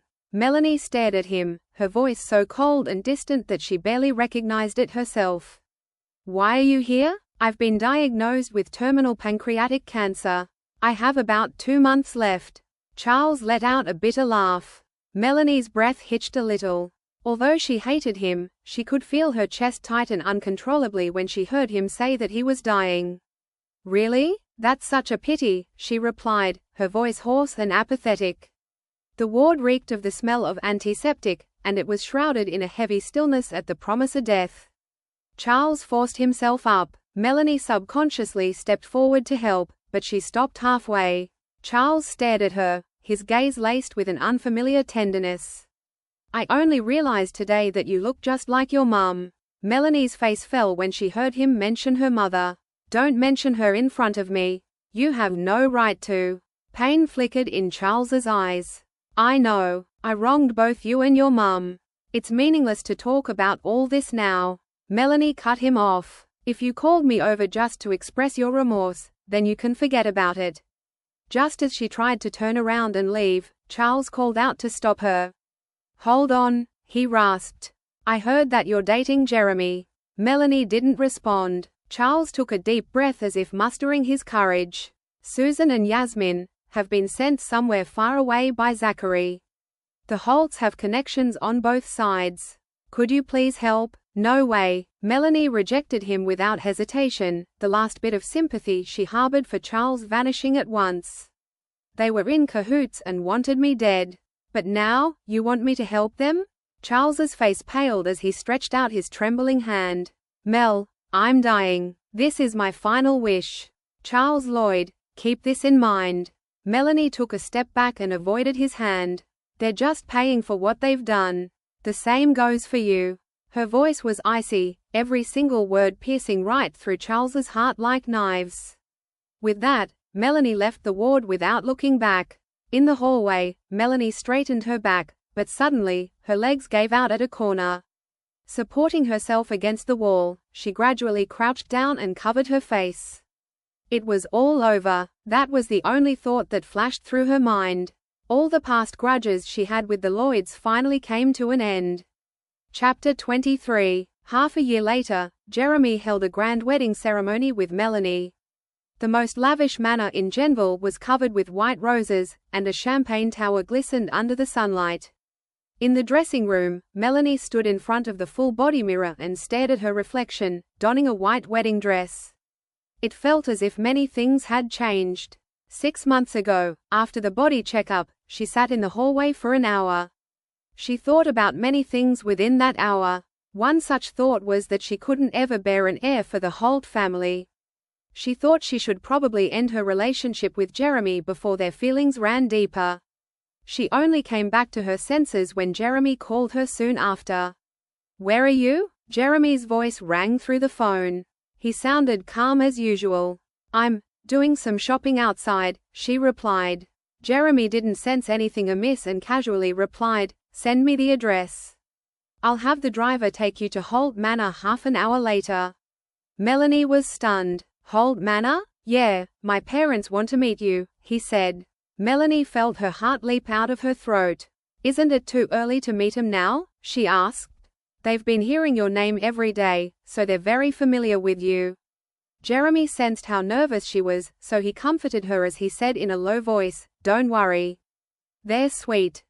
An hour later, Melanie stood in the living room of Holt Manor.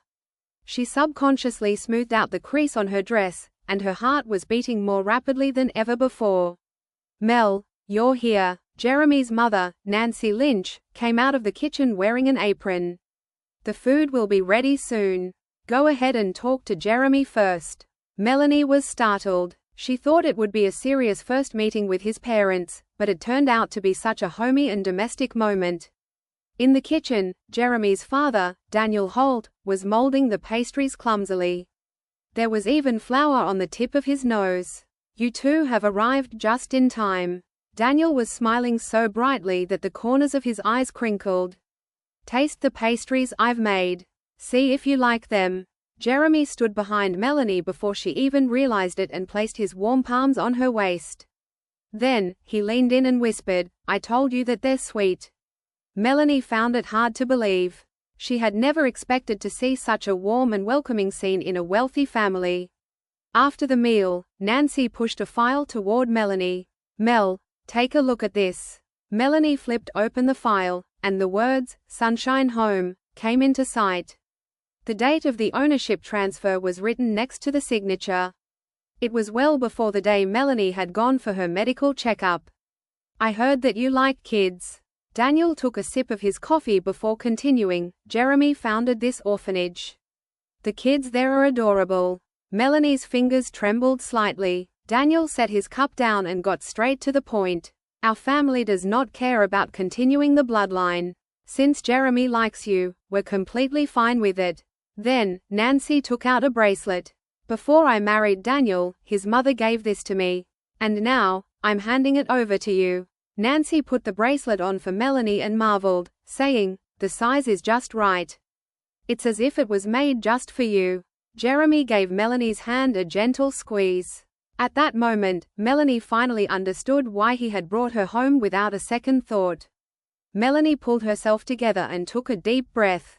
Then, she took a final look at herself in the mirror. The old Melanie, who was once anxious and fearful, was now gone. In her place was a Melanie who was loved and confident.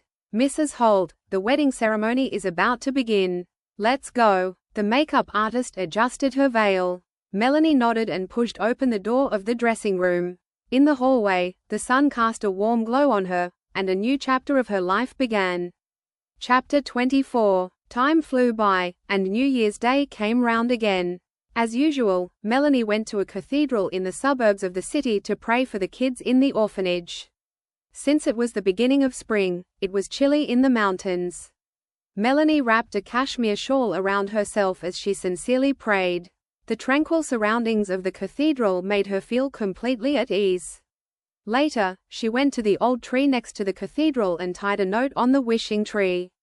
Suddenly, her gaze fell upon a man in a grey robe, who was sweeping the fallen leaves. The familiar figure made Melanie hold her breath. That man was Zachary. The fuller's son, who used to be so full of himself, looked so scrawny now. The arrogance and coldness in his gaze were gone, too. Instead, there was a peaceful look in his eyes. That man is Mr. Placido, the priest said when he saw Melanie staring at Zachary. Why has he come to live here? I heard that he wronged the person he loved, so he's here to repent for his mistakes, the priest muttered. It's quiet here, and many come here to find peace. But things might get boring after a long time. I wonder how long someone like him, who's used to the world out there, can stay here. Zachary seemed to sense Melanie's gaze, so he looked up. Time seemed to stop when their eyes met. All the grudges over the years and countless nights she had woken up from nightmares flashed through her mind. But the next moment, everything returned to normal again. In the end, Zachary merely gave her a firm nod before he turned around and left. What are you looking at? Jeremy's voice suddenly rang out in her ears. Melanie withdrew her gaze, shaking her head. Nothing. I just saw someone who looked familiar. She casually held Jeremy's arm. Let's go. We should go down now. The kids are waiting for us to make some crafts with them. Seemingly deep in thought, Jeremy looked in the direction where Zachary had disappeared, but he didn't ask a single thing. What do you want as a gift? Melanie shook their intertwined hands. Mr. Holt, why don't you spare me some time tomorrow? Instead of receiving gifts, I'd rather you go to the orphanage with me and have a picnic with the kids. Okay, sure. Melanie flashed a smile, and the last bit of gloominess she felt faded away. Just then, a gust of wind swept through the mountains. Amid the 1,000 pieces of notes, the one that belonged to Melanie swayed with the wind, the writing on it glistening slightly beneath the sunlight. May all pain be left in the past. And may the days ahead be full of hopes and smiles. The end. And that's a wrap on today's reading here at Booked for Drama. If you felt anything, rage, swoon, second-hand heartbreak? Let me know in the comments. Don't forget to like, subscribe, and share with your fellow drama lovers. If you have any requests, drop them in the comments. Until next time, keep reading, and keep the drama on the page.